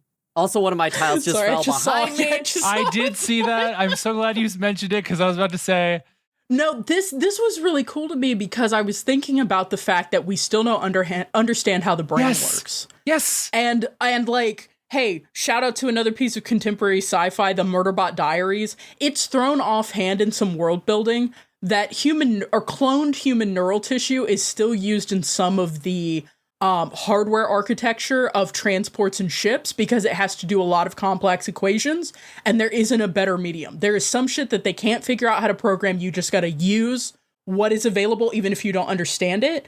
And I was thinking a lot about the brain and the nervous system and things like that when we're talking about spirit metal and its conductivity. There's a specific moment when he starts training her, they form a spirit metal red string of fate. It's a silver string, but whatever. They form a spirit metal connection to do dream training. And it reminded me of if you took out a single strand of nerve and connected it. There's this, it comes from these creatures that are composed of it. It is their flesh. And we can repurpose it to do this specific thing, but we don't understand how it completely works. It's incredibly fucking cool. From a mech perspective, I think it is also very loud in that, when you see mechs, you're like, the bigger, the better. I want the biggest mech, the biggest armor, the biggest everything. But our boy here, Qin Zheng, is like, hey, you know the whole mech? What if you just had a little bit of mech? You could just do that. You could just have a little bit of mech. One of his big reveals is that, Zichen is under the impression that everyone is, that you can only connect pilot to pilot through a chrysalis. And he's like, no, any amount of spirit metal will do it. And he does it with a thread. And it's crazy how much knowledge has been lost. Well, there's that, the Iron Widows, the chairs, the everything. He's just dropping all these things. My favorite part of this, and you can give the framework of this later, I don't give a shit. But when they're doing this spirit metal transfer thing, he's like, oh no, everyone can use all 5 elements. You've just got to start with your most powerful one and go through. He literally is like, it just costs you more mana to use the element that you are not It's really good. It's really fucking good. It goes into I love this. Look, communism doesn't work because people think it won't work. Making a different chrysalis doesn't work because you think it won't work. Change your mindset. That's what you have to do. Well, yeah. let's tie this together, because the thing is, there are two things that Zetian is learning in this first half of this book. She is learning theory, socialist theory, and she is learning Qi theory. She is learning the metaphysics of her world. And the reality is that, like, you can at least ideologically tie those things together, because when you understand the most fundamental principles of something you're trying to do, if you understand labor as a basic theory, if you understand if you understand these things, it will help you build a movement that can then execute something complicated. If you understand the basic metaphysics of your universe and the building blocks of something, you can craft an insane dragon that can fly everywhere and just incorporate spirit metal. But you have to understand these fundamentals. But if you aren't educated, all you can do is grab the tools you have and firebomb a Walmart. You need to understand the basics of form and color application before you make your DeviantArt OC do not steal. Exactly. And you need but like to firebomb a Walmart. Is that what this podcast has become about? Firebombing Walmarts? Because I'm in. It's always been about that. What do you mean? Oh my god! But it's always been about that. It's always been about that. OSG official stance. Pat Labor 2 or why OSG firebombed that Walmart. But you have to understand the metaphysics and the populist theory about burning that Walmart. The issue is when you have a society built where most people do not have any education or any basic knowledge, you can tell them anything. You can tell them gods are real. And that is the society that has been engineered not just by the society that Zetian rose up against at the Palace of Sages. It is the society that had been put together by the Heavenly Council that Qin Zheng was trying to fight and was ultimately defeated. But like, that is how you get a society you can control that easily. And I think it's really interesting. I put off talking about what happened to Mishwen, but it's time to talk about it, because after Qin Zheng vanishes, his revolution falls apart. The great man theory of like sociology and everything, like sometimes your iconic leader is your linchpin of everything. If you can build a social movement, but if you are the icon, everything hinges on you. When you vanish, what you have created cannot hold. And so what happened was that Mishwen was identified as a person who was formative in creating him as like a Marxist leader and as like this revolutionary. And they cut her in half and threw her body in the street to be eaten by animals. Her center certainly didn't hold. Rot in the street. Sorry, that was... Oh my god, I fucking hate you. I'm gonna kill you. Very clearly, they blame her for what happened to him. And they might not believe it, but they make society believe it for 200 years. And it's like, this is what people who like get into conspiracy theories are kind of seeing the shape of, but they're not like seeing the facts, right? Because it's like, there are big structural decisions to execute certain visions of reality. They are not typically done by the people who are scapegoated for them. Because a big structural decision was made in Huaxia to preserve the emperor as a symbol. He was preserved. They didn't slander him. They knew there was utility in the image of the yellow dragon, this insanely powerful thing, the most powerful pilot who'd ever been. They scapegoated women. Iron widows were destroyed, were completely eradicated. These histories were eradicated, and pilot-to-pilot communication that might have fostered not competition, but understanding, community growth, and communal knowledge was destroyed. No longer is there pilot-to-pilot training, especially between genders. There is only strategist, operative of the state training of pilots.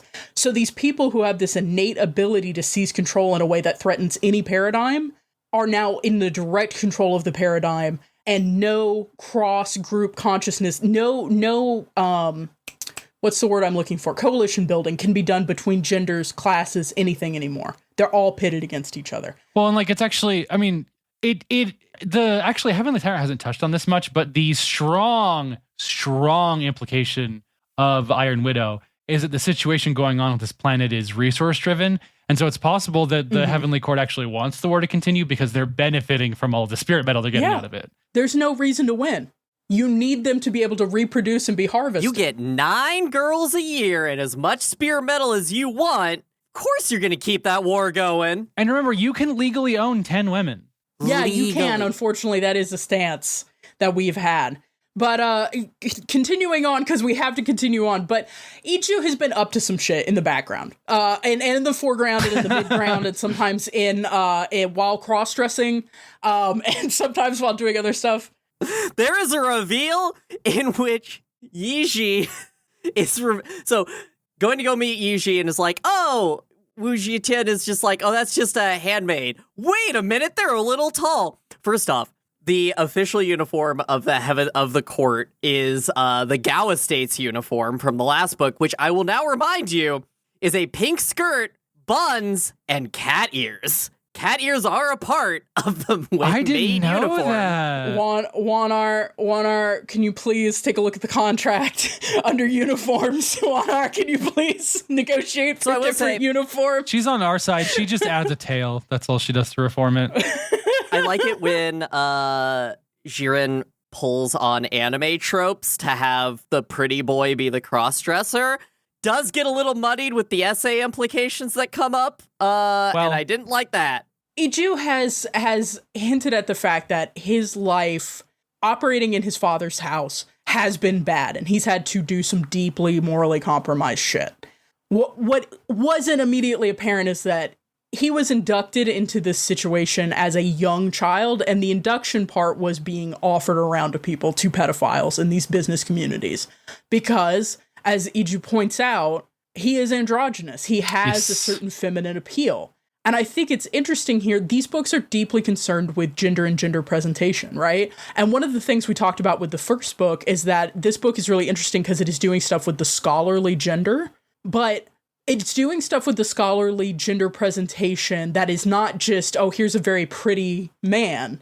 It's what kind of threat are you under if you are a man who is pretty in this society? Yes.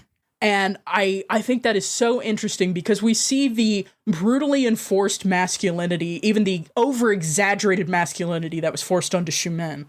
And then we see the frailty that they try to enforce on Wu Zetian. And now we're seeing this like mutability exploited for sexual titillation, basically, in Iju. And Iju is getting to get his fucking vengeance in a way beyond just force lightninging his dad to death, which he did in the last book. If you've forgotten, he did that. He did do force lightning. He did do force lightning. But for justice. He is the revolution that Qin Zheng has kicked off and is not able to directly lead because he lives in a plexiglass container now that Zetian gets to shake every once in a while. Oh, we call it the throne room, actually. Yeah, the throne room. He hasn't been able to directly lead it. They need to do something with the energy of the populace, which right now is going in random directions. And like, generally they're overthrowing landlords, but also just, again, there's this like, you have nicer shoes than me, I'm going to kill you, indiscriminate kind of energy. Though Wanar does make a really good point about like, revolutionary action tends to be exaggerated as bloody even when it's not. And there's an interesting thing this book talks about is like when that crossover happens and when it is exaggerated and when it is factual. But like one of the things they're trying to do to control the energy and to articulate what the administration wants to do is they're like, hey, there's two big things that your uncle loves to watch on TV at night. He loves to watch a chrysalis fight against Twinduans, or he likes to watch blood sport wrestling in the ring. And so what they've done is they've brought some fucking criminals. Iju has named names on high-ranking corporate criminals, white-collar criminals, who have factually destroyed people's lives. He has had 3 chosen. The Emperor's had them brought into this arena. Witnesses have been brought to their horrific deeds, the things they were complicit in. Everything from, you know, I mean, Iju knows that one of these guys, or Zetian surmises that one of these guys was one of Iju's rapists. But then, like, there's a woman whose infant died because this guy was in the chemicals industry and the baby formula was poisoned. Like, all of these different people at these high-ranking levels, and they create an environment where the victims can just, like, pick up a bat and start smashing people's teeth in. It's crazy. And there aren't repercussions. It's wild. Really wild. The revolution will be televised, actually. Yeah. And I did miss, Iju does open this by giving up his father's name. He gives up Gao, and then henceforth he goes by, I believe it's Zhang. Yep. That is his mother's original name. So he takes on his mother's name, cuts his hair off, which is big symbolic gestures. He's always had really beautiful long hair. Another part of the scholarly gender presentation. There's a lot of stuff happening here with gender abuse and presentation. Brian just flicked Brian's long hair like Brian just flicked Brian's symbolically freighted hair over Brian's symbolically the scholar freighted of our shoulder. podcast. Yes. But like, yeah, he does this and then they kick off the blood sport. Like, yeah, it goes hard. It's scary too. Sorry, go ahead. Now's my time to talk. This is my Maoist 15. I'm going to talk about the coming socialist and populist revolution that we're building up to in society right now.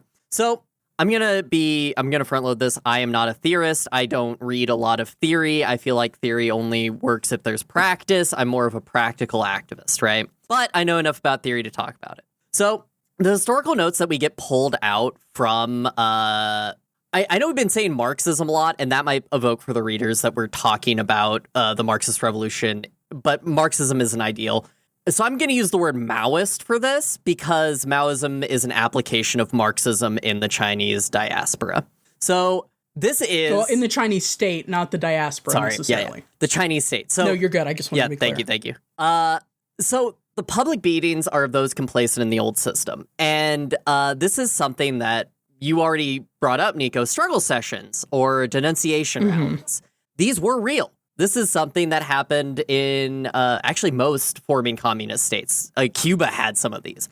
And the general idea that Qin Zheng brings up is, hey, get with your coworkers and go to your boss with demands. You have the government's backing that we won't stop you doing this. We won't union bust. We won't come in there and stop and force you to work. We're going to let you collectively bargain. And then he outlines all these other ways you can bring up your grievances in a public setting. But the problem is like, he's not there to organize all of these. He's not there to tell everybody, this is how you get with your neighbors and have a productive meeting.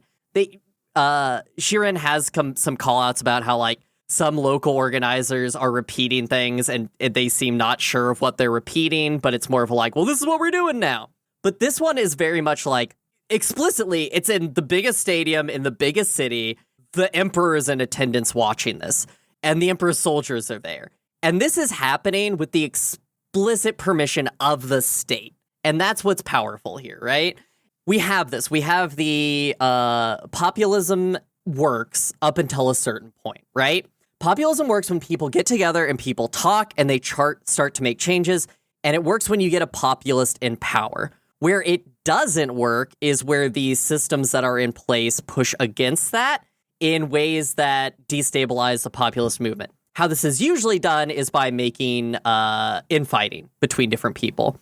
And so what ends up happening is Qin Zheng brings in ideas from what we as modern people might think are failed communist states. Specifically, he brings in the Inminbom, the people's groups from North Korea, which in this is presented as the 5 households that report on each other.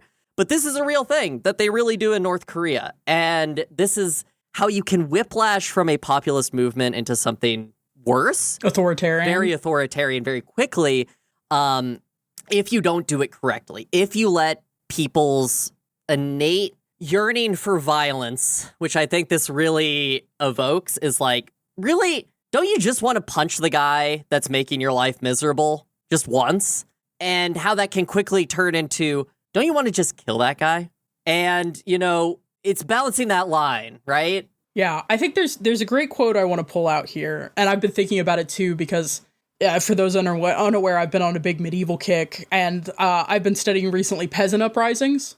And the peasant uprisings that happened in Europe in, like, the 1300s started like this. Undirected, like 1 or 2 populist leaders, but undirected peasant rage at the way society is. And it's like, yes, the Soviet Union dissolved. Yes, there are communist projects that have failed. Yes. I mean, it's really difficult to think of there being an alternative to capitalism, as Ursula K. Le Guin famously said. It's like, there will be an end to capitalism at some point because a lot of these projects have failed. But there's a great quote that Qin Zheng has in here, which is, of course, it will not be easy, but every attempt is worth something, even the failures, because they can teach us what to avoid the next time. Dare to believe the world can be better than this, Empress. That would be the true manifestation of collective human interest. After all, a society that takes care of its own does not produce children who grow up dreaming of burning it down. And it's funny because he says it like it's an inside joke, which I think is a reference to the fact that quote, a society that takes care of its own does not raise children who dream of burning it down, is something that has been bandied about online. And Xiran is aware that they are quoting like almost like a meme slogan in their book. But, like, there's a reason that slogan became popular. Like, that is a sentiment that is expressed. And, you know, one thing he says right before that, too, because I have that entire section in red in my notes. When someone stomps their boot on us and tells us to labor for them while they sit and read most of the value, our instinct is to resist. There is nothing natural about this arrangement. It requires considerable constant force to maintain. Not to do nerd activism. This is... I was about to say, go listen to the Manifesto for Mandor. But also, like, this is one of the core conceits of socialist thought, which is to say, like, oppression is incredibly brittle. And I just, I think these quotes work really, really well together. And I like that this dialogue goes in this direction, because where we're at right now, to date this podcast, if praise be, someone's listening to this 10 years in the future and things are better 50 now. 50 years in the future, either you found this podcast copied to hard drives in the ruins of my home and are listening to it, or this is part of the people's library. Or you're a little girl with one of only 2 hard drives with it in existence, and there's a cult with the other one. But anyway, no, I'm excited for our cult. I'm excited for our cult too. No, I just want to say, like, right now it feels like we're in just like a steep backslide with absolutely no hand railing. I really needed someone to say, like, we need to be brave enough to believe that humanity can retain lessons and be better. And regardless of the fact that sometimes it seems like there's an endless cycle, that doesn't change the fact that material circumstances suck shit, and you have a moral obligation to be a better person in society to try and affect that change. I really want to say, I also like that this book is almost like an anti-restoration fantasy. And a lot of books that are predicated on the idea of there once was a great ruler who was lost to us, and someday he shall return, whether that's Jesus or Arthuriana, anything like that. Those stories typically are taken by the people who are into them dogmatically as, when they return, they will put things back the way they should have been. They will restore the status quo. They will restore how things should have been, a better time, a golden age, the height of something, right? I like that Qin Zheng is literally coming back and he's like, yes, I have knowledge and information that you are missing that can help your age. But Qin Zheng is not there to restore the status quo of the gods. That is not the instrument that Qin Zheng is. He is not a restoration fantasy. He is a revolution fantasy. And I think that's something a lot of people, if you want to talk about another meme in leftist circles, when the revolution comes, comma, or ... And it's this idea that it's like the revolution will come like a messianic experience and will just liberate us out of nowhere. It will just come because it is fated to come. In Disco Elysium, girl child revolution. You know, like there's this idea that there is a figure that will come back and redeem us. And I like that Qin Zheng is literally pushing back against the idea that, like, he would come back and magically fix everything and we would become a Marxist utopia. He immediately gets owned by some bacteria.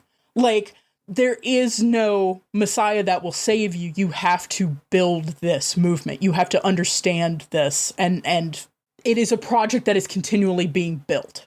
To continue Brian's former thought of, I needed this right now, I do think that this book has a very hopeful tone to it in a way that made this not me dealing with theory and trying to figure it out. This was just, hey, I'm hopeful for these characters and I like the ideas that they're talking about. And it did make me hopeful for our world, but, you know, yay.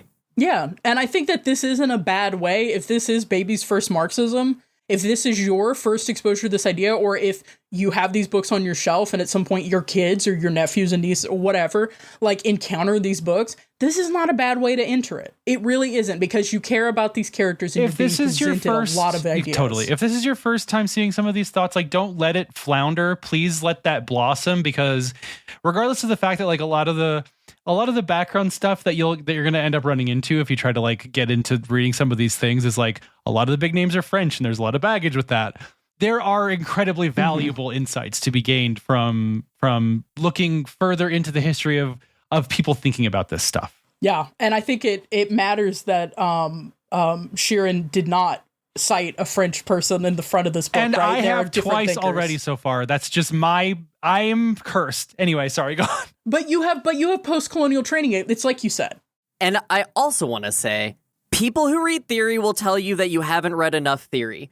Reading this book is enough theory to talk about this. You do not need much. This is a great jumping off point for socialist theory. Can we talk about two cucks? They're not cucks, Sorry, they're eunuchs. Eunuchs. Shit, Yes. Shit. No, so yeah, there's a lot of shit happening just on your basic level.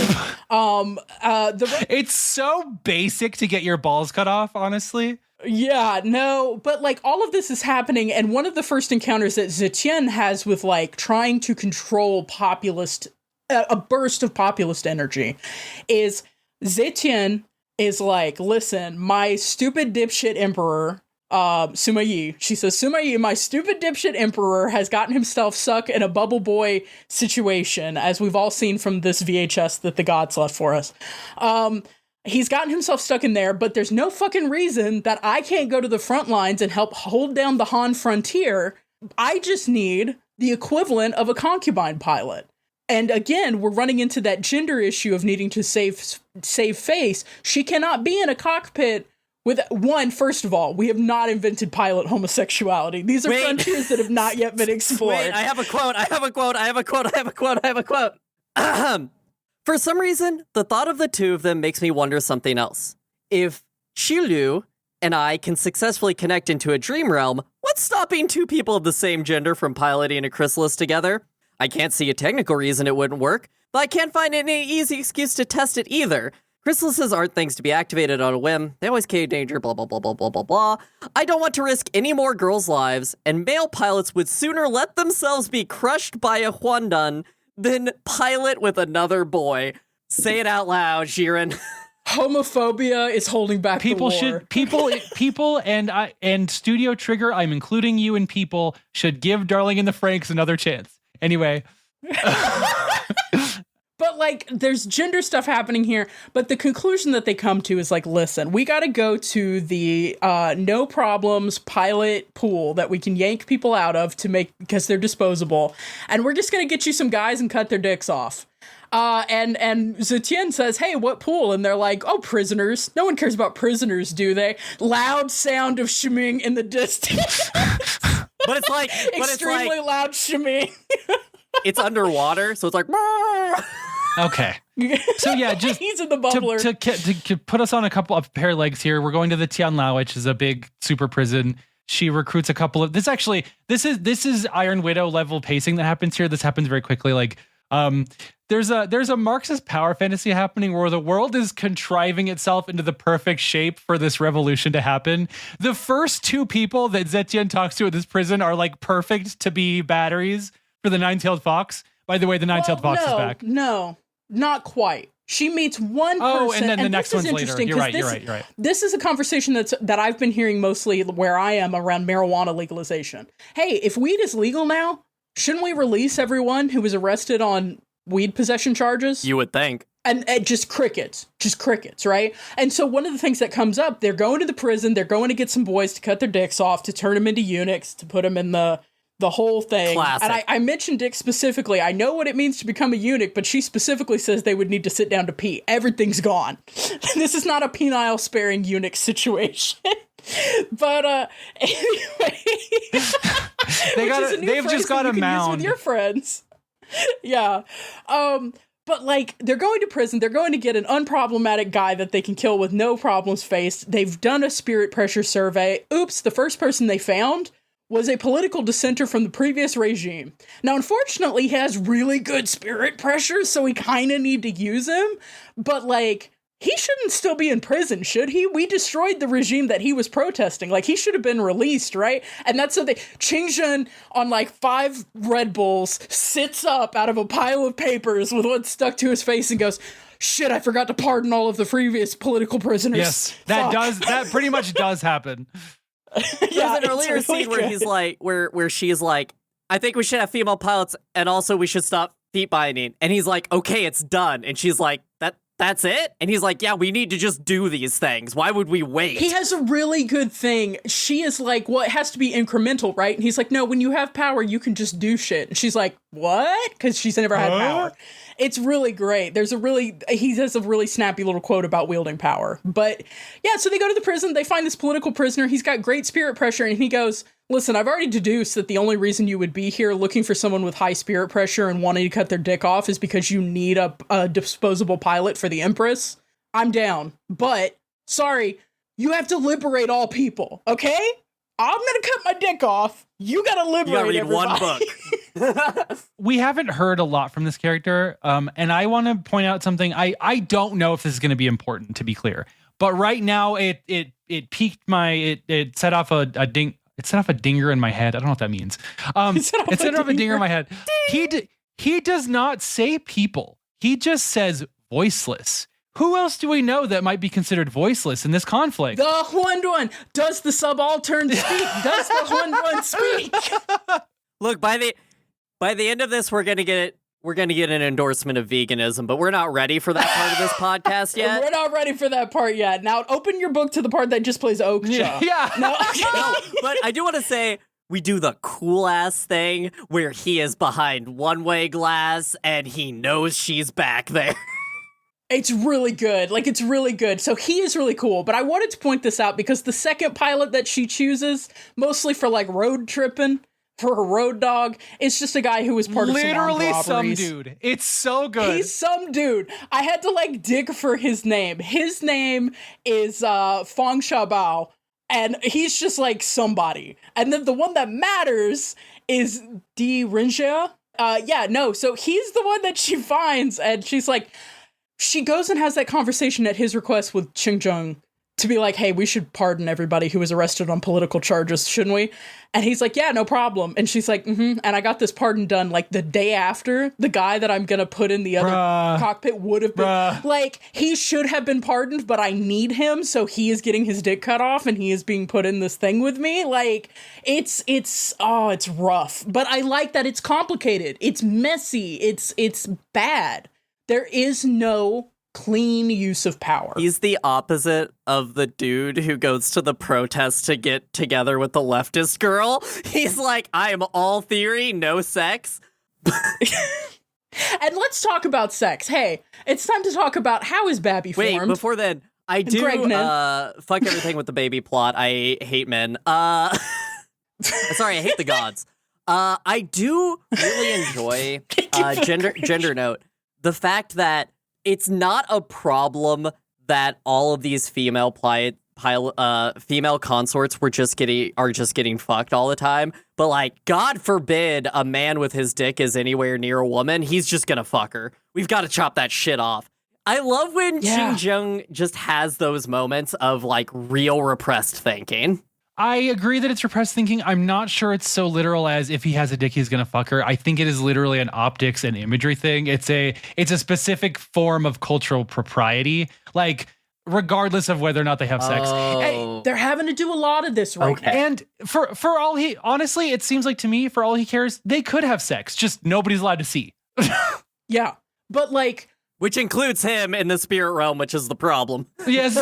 This is an image and optics thing they're having to deal with because we have a resistance to the resistance. Did you think that the gods would not text their baby boys in the sage's palace so that they could hop in a hovercraft and get the fuck out of there and only leave her family and the sages they don't give a shit about to get crushed in that palace? Zhuge Liang, before the army's chief strategist, he's straight up alive. Back. Somehow Zhuge Liang returned.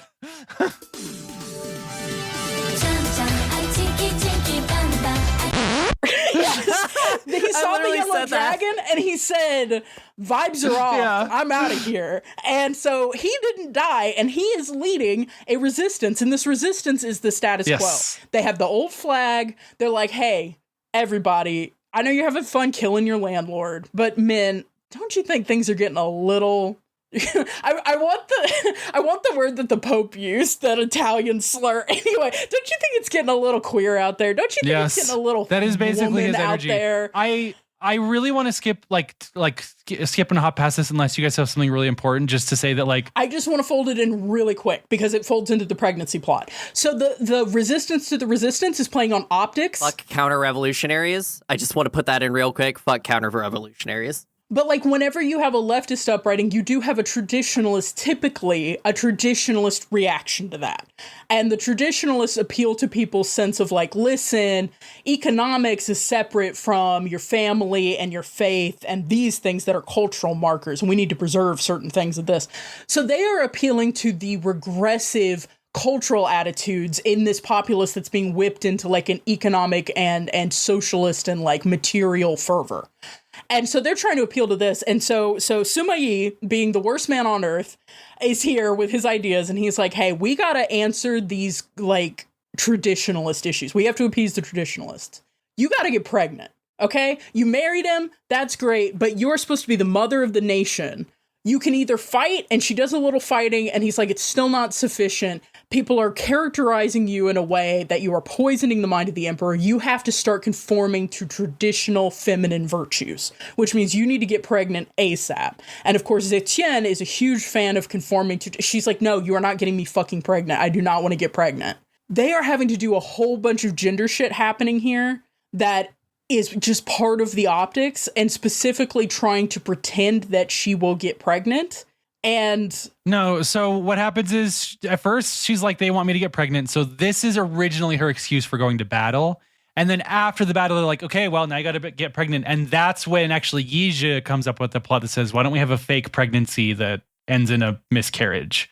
Yeah, because previously all of Qin Zheng's wives and concubines had miscarriages. So it's like, listen, it's plausible for us to have our cake and eat it too.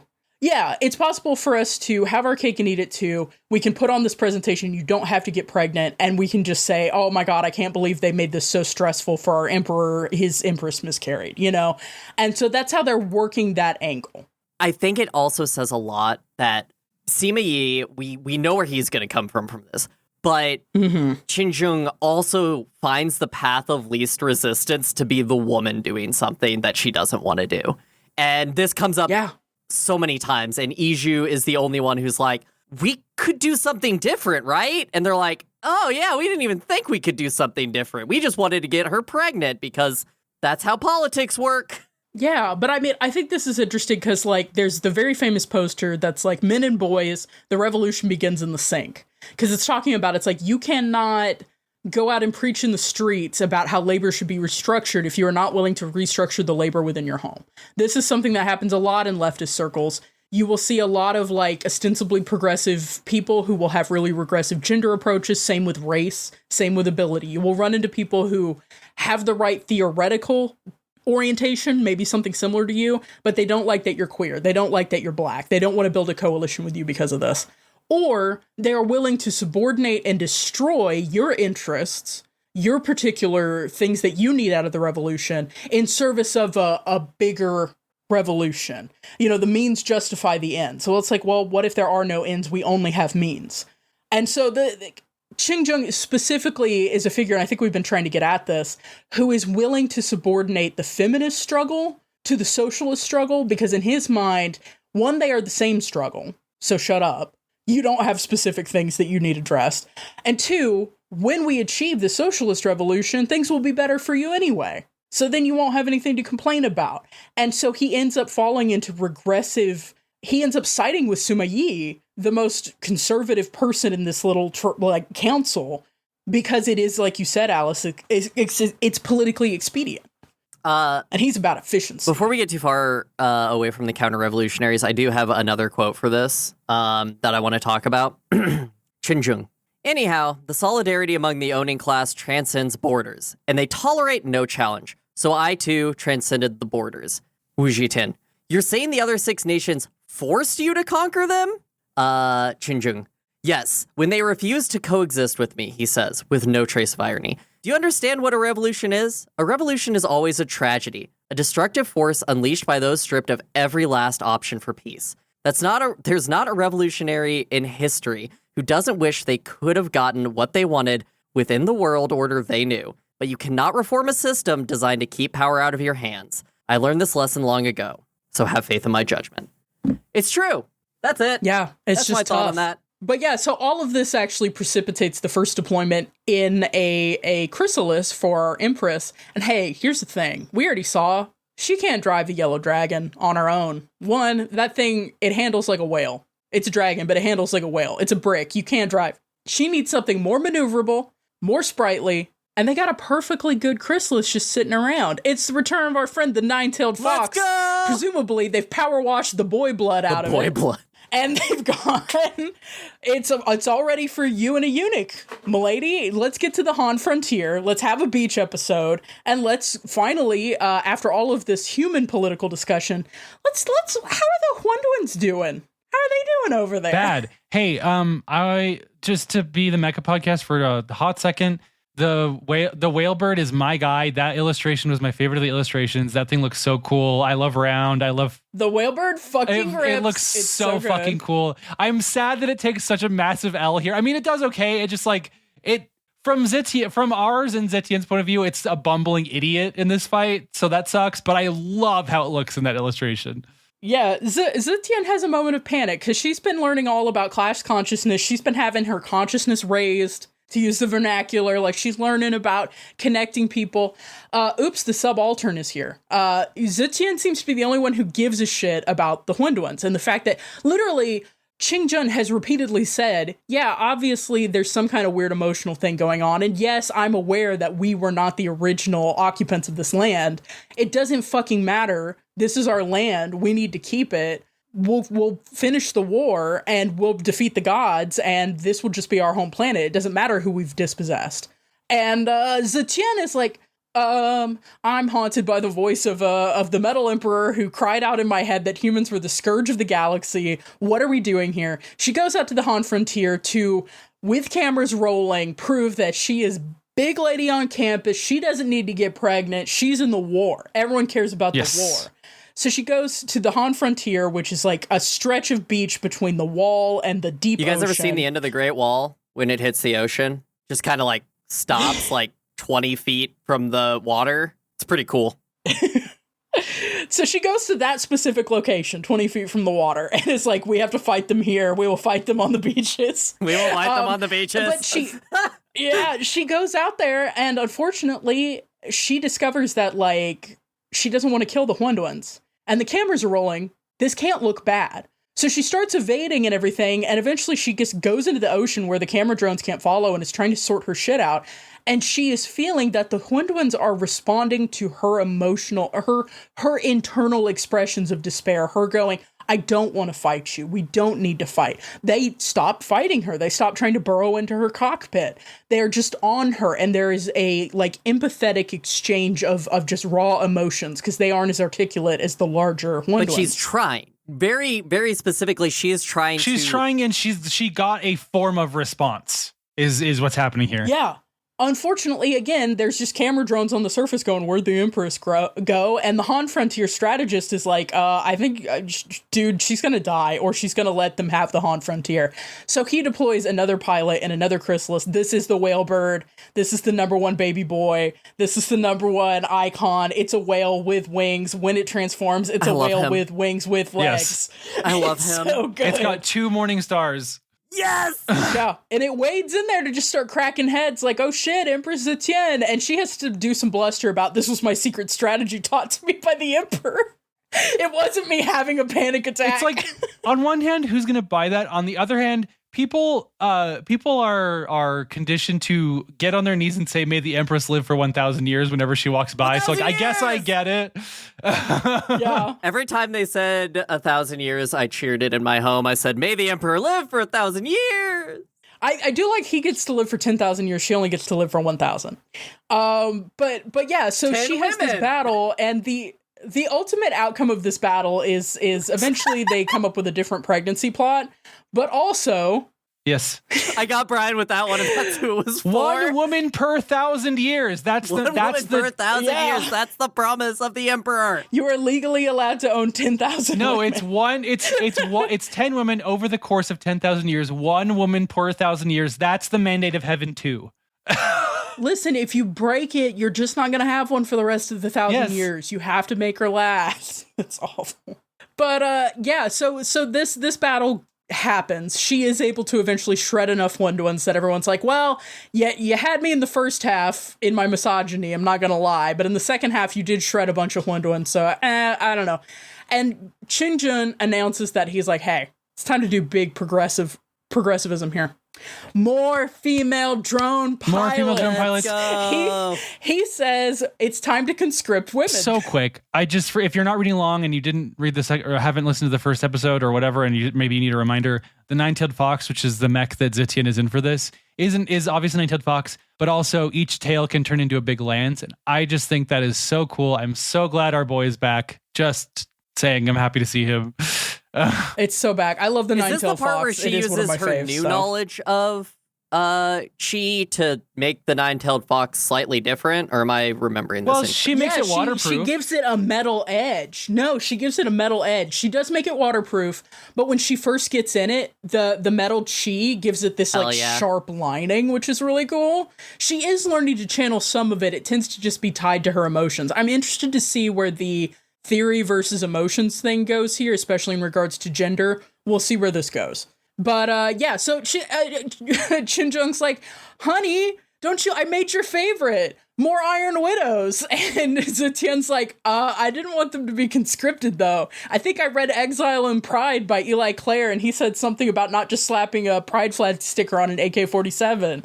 But no, Qin Zheng's like, listen, this is progress. More female drone pilots. I also like how this is another echo of a thing that happens in the first book, which is Zetian's big sister, who is her murder is the inciting incident of this entire story, right? Yes.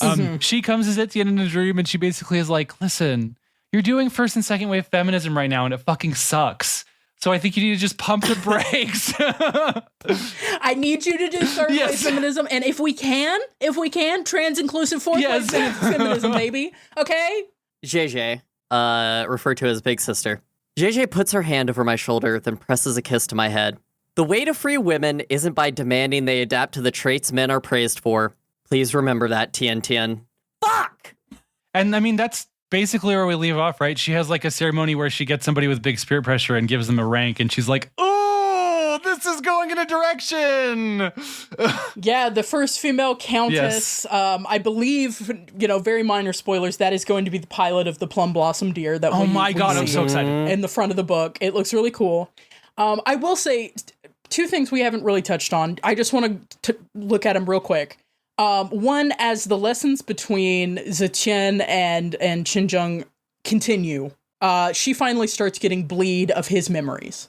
And so she is able to remember more about the past. That's where they have these conversations about like the repeated insurrections and like what they accomplish. But she's also starting to understand more about his history beyond what he chooses to disclose to her, which suggests that like her ability to gain information from their link is starting to get closer to comparable with his. It's not fully comparable, but she's starting to get some unsolicited, unoffered. That's a good thing to talk about too, because I think we talked about how at the beginning of this book, Zetian learns that like this is possibly a regret she's going to have, that she could have potentially saved her family. Like I think us as the reader are kind of meant to be like, well, that wouldn't have worked out that way anyway. Like this was going to happen, but we learned that not Zhuge Liang. Maybe he did. I don't know. He's here now. Qin Zheng did the same thing she did. He had to go and destroy his hometown because it was being like leveraged against him, right? Yeah.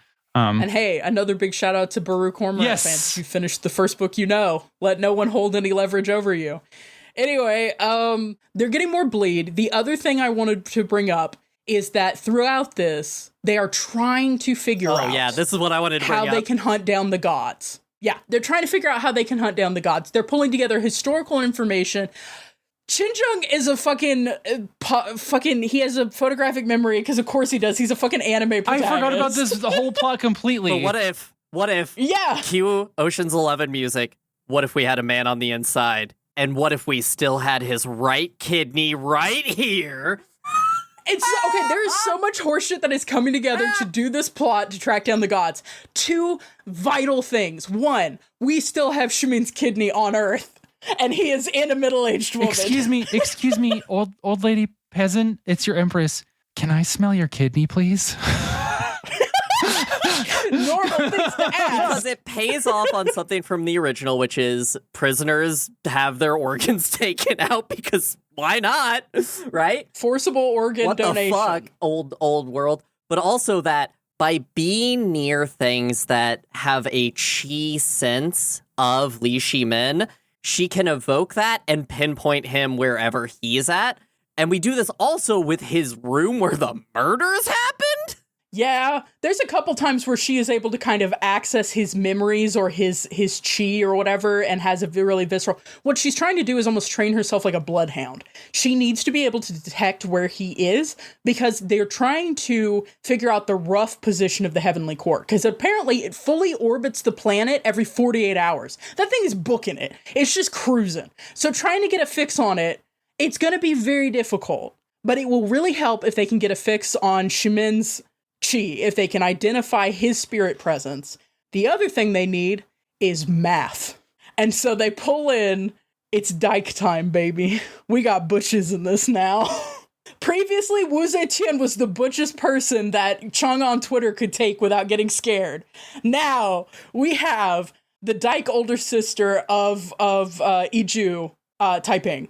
Taiping shows up. She's a little lib-coded. She's a little bit of a champagne socialist. Don't worry, she'll get fixed. Extremely rich. My wife's gonna fix her. But she could be gender non-conforming because she had enough money for it, and she did jello shots off of the tits of Wanar. That is canon. That's canon. That happened. It's in the book. I do like this. Anyway, yeah, they're getting the Ocean's 11 team together to find the gods. That's the other thing. Small build up to what we know this is happening. I also just love the framework of they can't talk about this. They can't do anything with this because technology is too advanced. One thing that I do want to note is like when the gods are communicating, they're just sending messages to Sima Ya's tablet. And Wu Zetian finally figures out they communicate through normal means. And that, they like when the Emperor was young, they used more like telegraph lines. And so she goes all the way back and she's like, so they used to have to just show up here, right? Or something. I like that. And then the fact that technology as a means of control, we don't have to get into it anymore. We've talked too much about how you hold back populist movements, but it's good. No, not the act of it represented in the book. It's not good. Yeah, they're figuring things out about the gods. They're looking at old data and it's like, well, the gods need gravity. The gods can't magically manifest themselves on this planet. They have to use communication methods. They're getting closer to the idea that the gods are not the gods. They are human. They just have a position so superior to ours. They appear We straight as up gods. see a picture of the satellite, which is just 2 rings spinning to create artificial gravity. It's really good. And we also get a sense of scale for it, which I immediately wrote down because I'm hyper into the sci-fi of this. Yeah. But that's about where we leave it. If that seems like it's like, there wasn't some big mid-book type thing. This is a big You book. gotta cut it's it doing somewhere. a lot of stuff. I actually kind of liked cutting it here because it's like, it was right after. So we got to have a couple good mech fights. That was like kind of what I was worried about. And then I think the most of the action is going to be in the next half, probably. No, this is where we leave off. And then the second half of this book, I mean, the nice thing, there is a comfort in knowing there's going to be a third book, or else I would be doing the thing I was doing with Iron Widow, where I was running like, the numbers. Yeah. What are we, I'm seeing where my bookmark is, and I'm seeing where the end of the book is, and I don't really know how you're going to kill the gods in that time. I don't know how the revolution is going to win in that time. Yeah, so we know we have some runway, but we also know we have a lot of interesting stuff ahead of us, including a whole nother Chrysalis. But for now, that is where we will leave it. No mech ratings this time, because that's going to be when we finish the book. We'll give our final mech ratings, and we're going to talk about them a little bit in the game. So be excited for that. And with that, we will go to the break, and when we come back, we will play that fun game.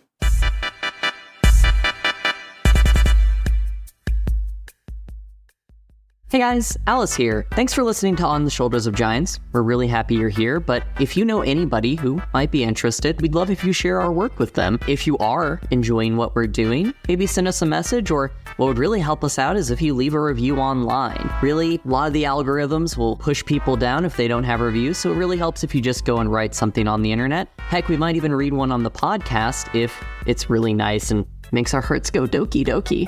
So if you could do that, maybe do it, and thanks again for listening. Now, back to the show.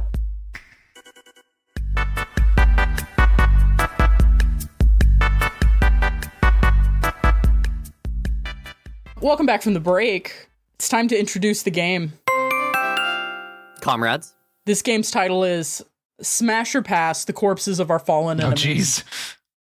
Smash. You're going to find a tier maker link there. Oh, shit. Okay. You're going to find a tier maker link. I am going to open the tier maker and share my screen. It's time to smash or pass the chrysalises. Have you brought us another terrible link to a terribly divisive tier maker? Yes, I have. And I'm sorry in advance knowing my internet sucks, but it's like, here we are. I'm going to share this real quick. Yeah, so listen, I thought about doing a deeply depressing trivia game about, like, failed socialist revolutions or something. And I decided we're going to save that for next episode. What we're going to do now is something that I'm sure people have done all across Chang'an. Smash or pass on the chrysalises. Now, most of the chrysalises have official art that Xiran has commissioned. Some of them do not. You will notice as you look at the bottom of your tier maker that in lieu of official art, I have looked up historical depictions. Love this iteration of the Headless Warrior. Yeah. The Headless Warrior is sending me to orbit. Wait, you're telling me this isn't the official design from Xiran Zhao? Xiran drew this themselves. What we are going to do...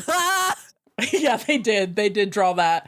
What we are going to do, smash or pass, no nuance, no extra categories. Smash or pass. You can explain yourself or not explain yourself. We are each going to make one of these, but we are also going to make the podcast consensus. Let's say the consensus government, the people's smash or pass. Oh my God. The proletariat smash or pass. I'm going to go through this. I am making the one for the podcast. I have already made my own and saved it, so I will send it to you after. Y'all, as we go through these, make your own and then take a screenshot and send it to me. All right. The first thing we have here is the beautiful depiction of the three-legged crow. This is Mishwen's her chrysalis, the Emperor's mentor. If I recall correctly, this is she had like a strong metal chi as well. If She's I'm remembering. fire. It was fiery. Oh no, it's fire, right? But the crow is just black. Yes. Okay, that's why I got confused. So she had strong fire chi, which again, gender. Anyway, all right, smash or pass for the family on the three-legged I say crow. smash. Love a crow. Okay, cool. Yeah, the crow is Smash. cool. That's a unanimous smash from the gang. That's a unanimous smash from the gang. Something you... Never mind. Anyway, next one up. Nine-tailed fox. I've taken images from the heroic forms, but obviously there are different forms of these. This is our nine-tailed fox. This is the original art. All 100 pixels of it I've sent to Alice from the original book. So this is not the new version, but yeah, our nine-tailed fox with lance tails. What are we thinking? Smash or pass? Smash. Smash. I agree. There's something about it. All right, controversial time. It's time to get controversial. Do you or do you not like Yu-Gi-Oh? We have the Azure Dragon. So its basic form is giving really Blue Eyes White Dragon, but its ascended form is giving Gundam with dragon wings. What has dragon wings? Smash or pass? This is a pass for me. This is a pass for me. This is a sticker that an Appalachian boy would put on his gun bag. Pass. An Appalachian. So specific. It's so specific ass insults, r/specific ass insults. All right, the next one we have up is the Black Tortoise. This is the water type chrysalis piloted by the traitors who got Shumin killed. But hey, the design didn't betray us potentially. What are we thinking? Smash or pass? This is tough. I kind of think that the heroic form sucks, but the as described, the tortoise form sounds sick. I gotta give this a pass. There's something about the vibes. I'll agree with that. I don't want to cuddle this after sex. Okay. Which is wild because it's incredibly round. Yeah. But you know. All right. Next Nico, up, I have are you giving your answers as well, or are we gonna get those revealed? I will share mine at the. I'll share mine at the end. Yeah, I've already done this, so I have mine in the chamber. Smash or pass the Headless Warrior with this beautiful illustration drawn by Xiran Zhao themselves. Specifically, this image, smash. I'm gonna say smash. I think the Headless Warrior is like a cool thing. And to me, there is a specific legacy about evoking it in Mecha, starting with Gurren Lagann, and that is a really cool mech in Gurren Lagann. So I'm just gonna say smash. I do want to say my actual answer is pass because I hate when there's a face on a chest. It's one of my most hated things. It gives me the ick. I don't like how much the book and other sources described the eyes being nipples or the nipples specific being language eyes. there is a lot. That wasn't my favorite. Yeah, but anyway, we've already decided it's a smash, so there it is. All right, this other beautiful illustration of the white rabbit, which is a mech. It's a chrysalis from the first book, but I threw it in here so we'd have some more to choose from. This one is known for, it has a little trick where it can turn its mortar and pestle into like a shield and a club and everything. Yes. So smash or pass the white rabbit. Absolute smash. The concept is incredible. Smash, love it. I love when it's a weird Chinese mythical creature like this. I also kind of like when the creature or whatever kind of has a feminine valence, considering how misogynist the society is. Like, the male pilot of whatever chrysalis, like the nine-tailed fox that has that really feminine valence in folklore. It's like, that's probably why he was the most toxic motherfucker in the world. Yep. It's the, if I put a glittery unicorn sticker on the best forklift in the warehouse, I'll always get to drive it energy. Anyway, we're smashing. All right, next up, teased but not yet seen. We've seen the art in the beginning of this book. The Plum Blossom Deer. Smash or pass? Smash. Pass. Oh, really? I'm literally floored. I want Brian to finish Brian's thought first. Oh, I was just going to say smash, like literally smash. Like this thing is actually kind of sexy in like a sexy way and not just like a cool robot way to me. Anyway, sorry, that's all I was going to say. It is kind of thick. Yeah. That's why I don't want to fuck it. It's too... Furries have ruined a lot of things for me. That's what I'll say. Okay. All right. If you're a furry, you are my comrade, and I if wish you're new to this obliteration on your podcast, enemies. you just did a triple take because like Alice is being like the most chaste in a conversation about being horny for a traditionally feminine silhouette. Just saying. We're never going to cover Mecha Musume because you said this.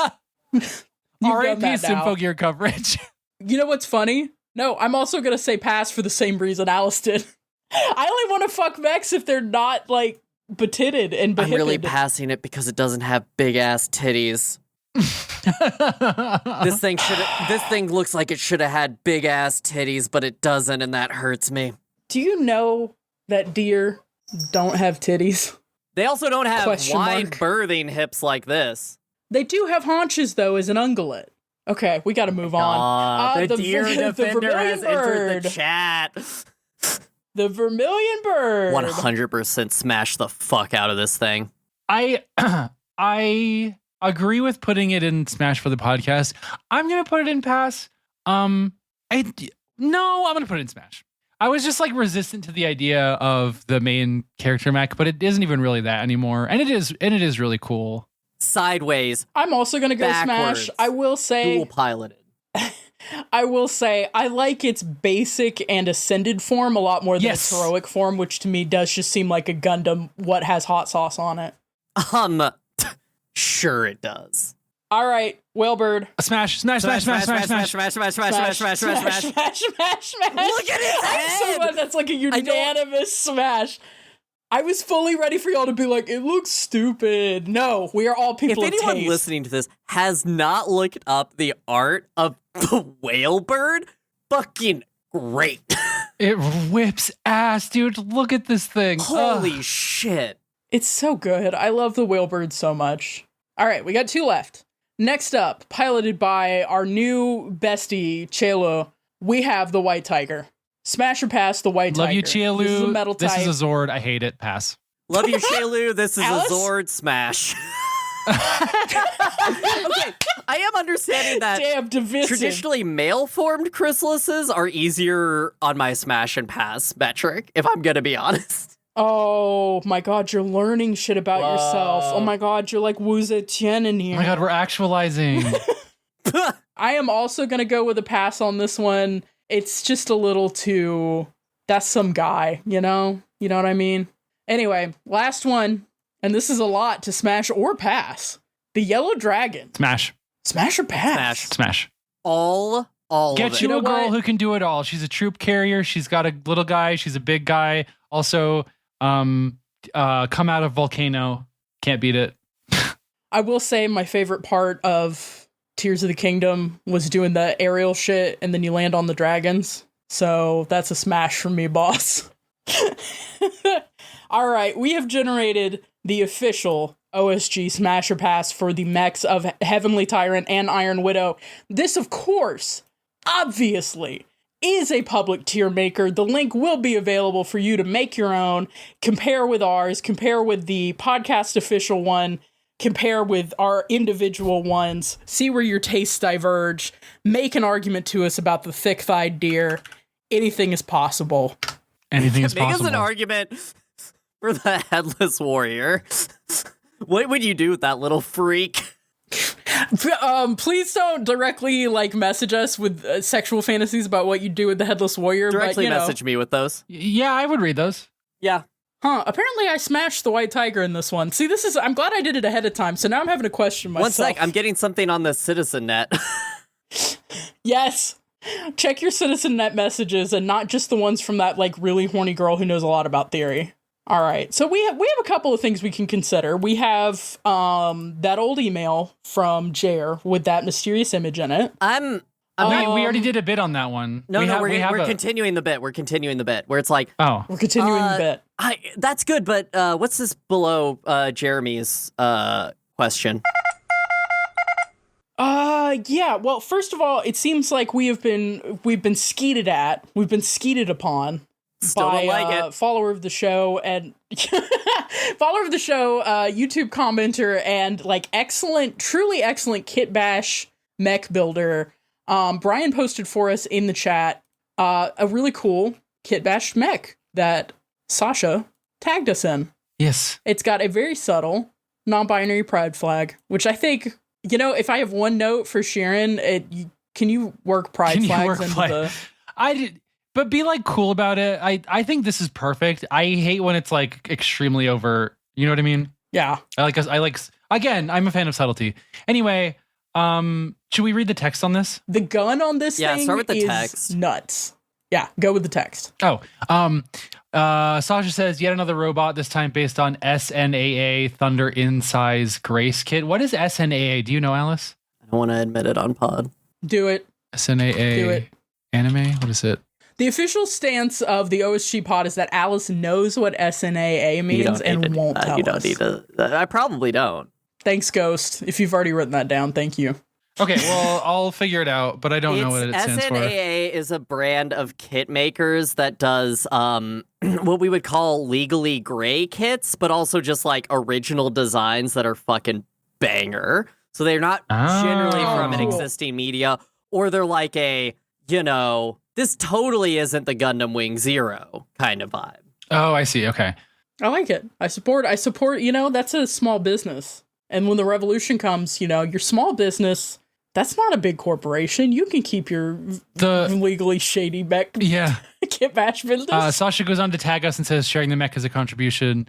The color scheme is subtle, and then in parentheses, a little too subtle in the end, and parentheses, non-binary pride flag. Blah, blah, blah, blah. Sasha, I disagree. Yeah. I think it's perfect. I think we can get... By the way, I posted this in our prep channel on June 10th, so to me, at the time, to me, it was like, oh, it's Pride Month. Obviously, it's July now, but whatever. It's Wrath Month, as we all know. And this thing has wrath. Look at this gun. The gun looks sick. It has this twisted metal and wiring kind of look to it. It's incredibly cool. One of these shots has a little humanoid figure in it for scale. The painting is immaculate. It's just good. It's just good. I'll talk about actual techniques so that Sasha can get some reverence for the actual work that goes in here. The dry brushing on this. Fuck my whole life. The dry brushing on this is amazing. I'm going to talk about some real techniques. Some of the potch marking to give it battle damage has been done so well, where it actually just really blends in well with the panels on this. There's some kit bashing going on here, and Sasha did this in the last one that we saw, where there are pieces from other kits, but specifically I want to call out the wires on the hands on this are a very subtle thing that got added that are just that's fucking cool as hell. But also just, I like how Sasha did the cloth on this, because there's a couple of Sasha has done this before, but this is very functional mech. It has things strapped to it because it's in the middle of war. And then, okay, if you have ever had to do the black and yellow caution chevron striping on any model, getting those lines good is so fucking annoying. And Sasha has this at like 15 different points on the model. And I think that's great. And I love it. Yeah, there's like a twisting one that's happening around the knee joint, which is just crazy. It goes crazy. Really, really good base work, too. Just want to shout that out. Bases are sometimes forgotten. And then if you notice the power pack on the back, there's painting, which gives it a glow effect, which is like one of those advanced techniques That's I extremely really challenging. love. But also, robots are cool. Okay, that's it. Robots are fucking cool. People who build model kits are cool. People who customize model kits are extremely fucking cool. Thank you, Sasha, for sending this to us. We always love to see. If you make a out of the box, just like a Gunpla kit, we want to see it. If you make a custom sculpture, we want to see it. If you do something crazy with 3D printing, say make truck nuts for Gunpla, as one of our Discord members has done. If my praises aren't enough, see it. It's beautiful. Let me know. I will praise you more than I've praised you. I will give so much feedback. By the way, people should follow Sasha. Their handle is n13e86.bsky.social. They post shit like this all the time. Occasionally they will tag us, but not all of their stuff is mechs, which I think is an interesting thing to know if you just want to see general stuff too. And I also want to shout out that if you want to see some cool Gunpla and talk to it with other Gunpla people, head over to the OSG Discord. We're building Gunpla. Yeah, it's good as hell. People put on We've OSG got some 30-minute Gunpla, mission people. We've got some Bandai people. We've got some people building SNAA kits. Still don't know what that means.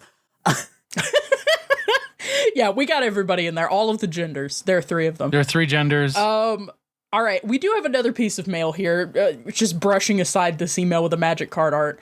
It is also from want to do Jeremy's? Vivian. No, we don't have time.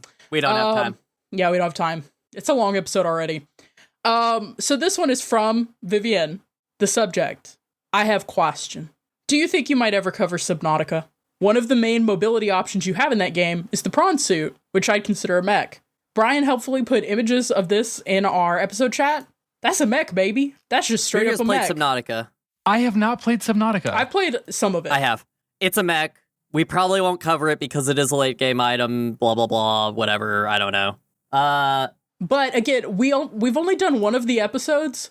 We are always taking submissions for lightning rounds. If you're like, hey, this media doesn't have a mech except for in this one specific instance, you can always submit that as a lightning round pick. And we haven't talked about it lately, but like you can send like the questions and the letters and stuff to that email address. But like if you just want us to look at a cool mech for a correspondence segment, we're happy to do that too. This is kind of what I took this one as, so I just posted some images of it. I will say, I don't really know what to make of this guy. Let's talk about him. So he is... I love the prawn suit.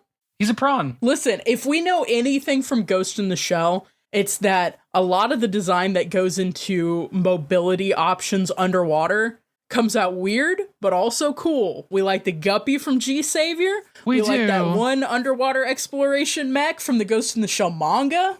It's good shit. I love to be underwater. I do just want to say one thing, which is because I was trying to evoke of like, how am I going to explain what this fishbowl looking ass mech looks like? It's just the mech from Avatar the movie.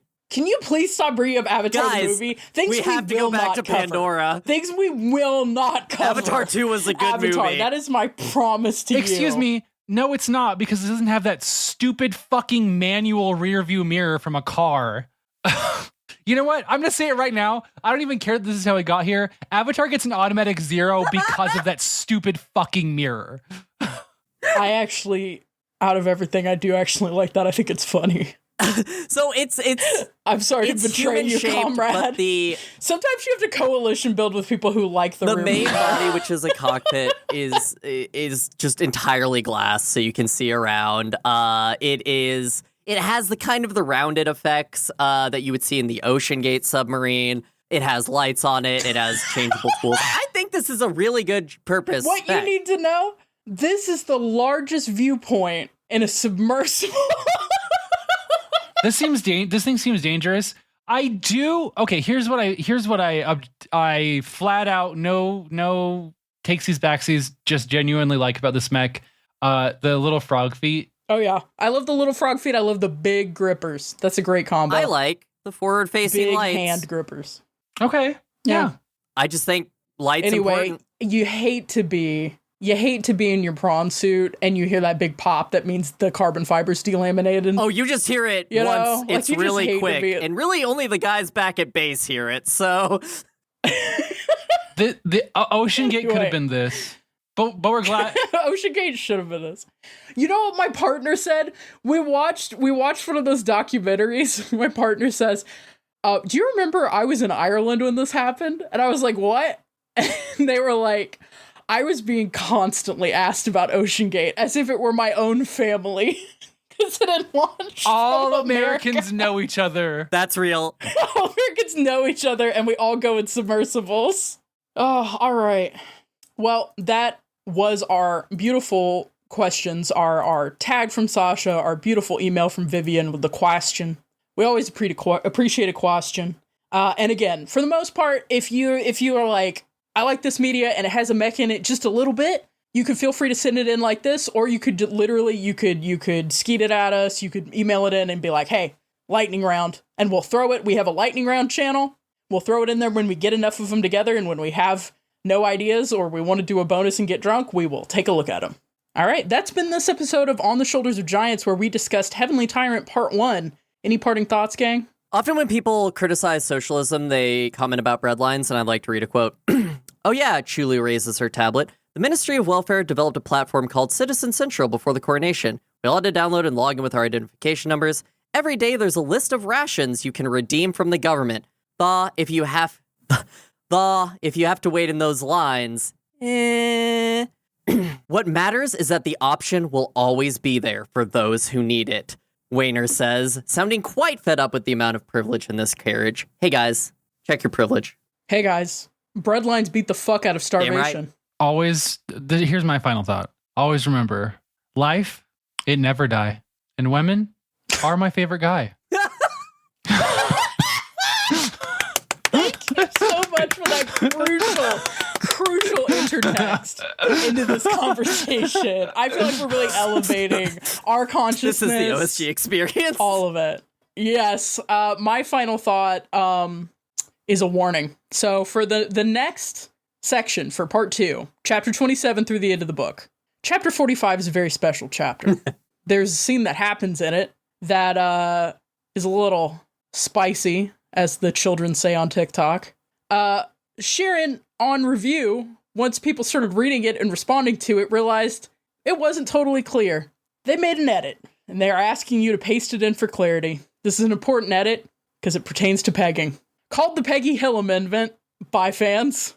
I think it's vital, and a link will be in the episode show notes that will show you how to print your own Peggy Hill Amendment, or at least access the text, so that you can read chapter 45 the way the author intended. Listen, we typically, the author's dead. But when it comes to pegging, the author can be a little bit alive. Pro-peg podcast. This is a pro-pegging podcast. Men get pegged. All right. Men get pegged. Elaborate on that. No. All right. Thanks for listening. Pilots, remember, you can reach out for advice from the team at our email, questions@osgpod.com, and non-pilots can send general questions or feedback to the same address.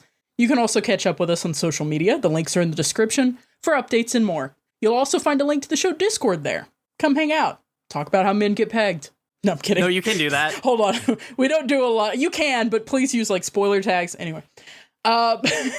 Make sure to check back in 2 weeks when we'll be doing another just real light, just kind of softball episode. Ghost in the Shell Standalone Complex Second Gig Part 1. Once again with the illustrious Iris J. Until then, goodbye. I love you. Goodbye. I love you. Goodbye. I love all individual 11 of you.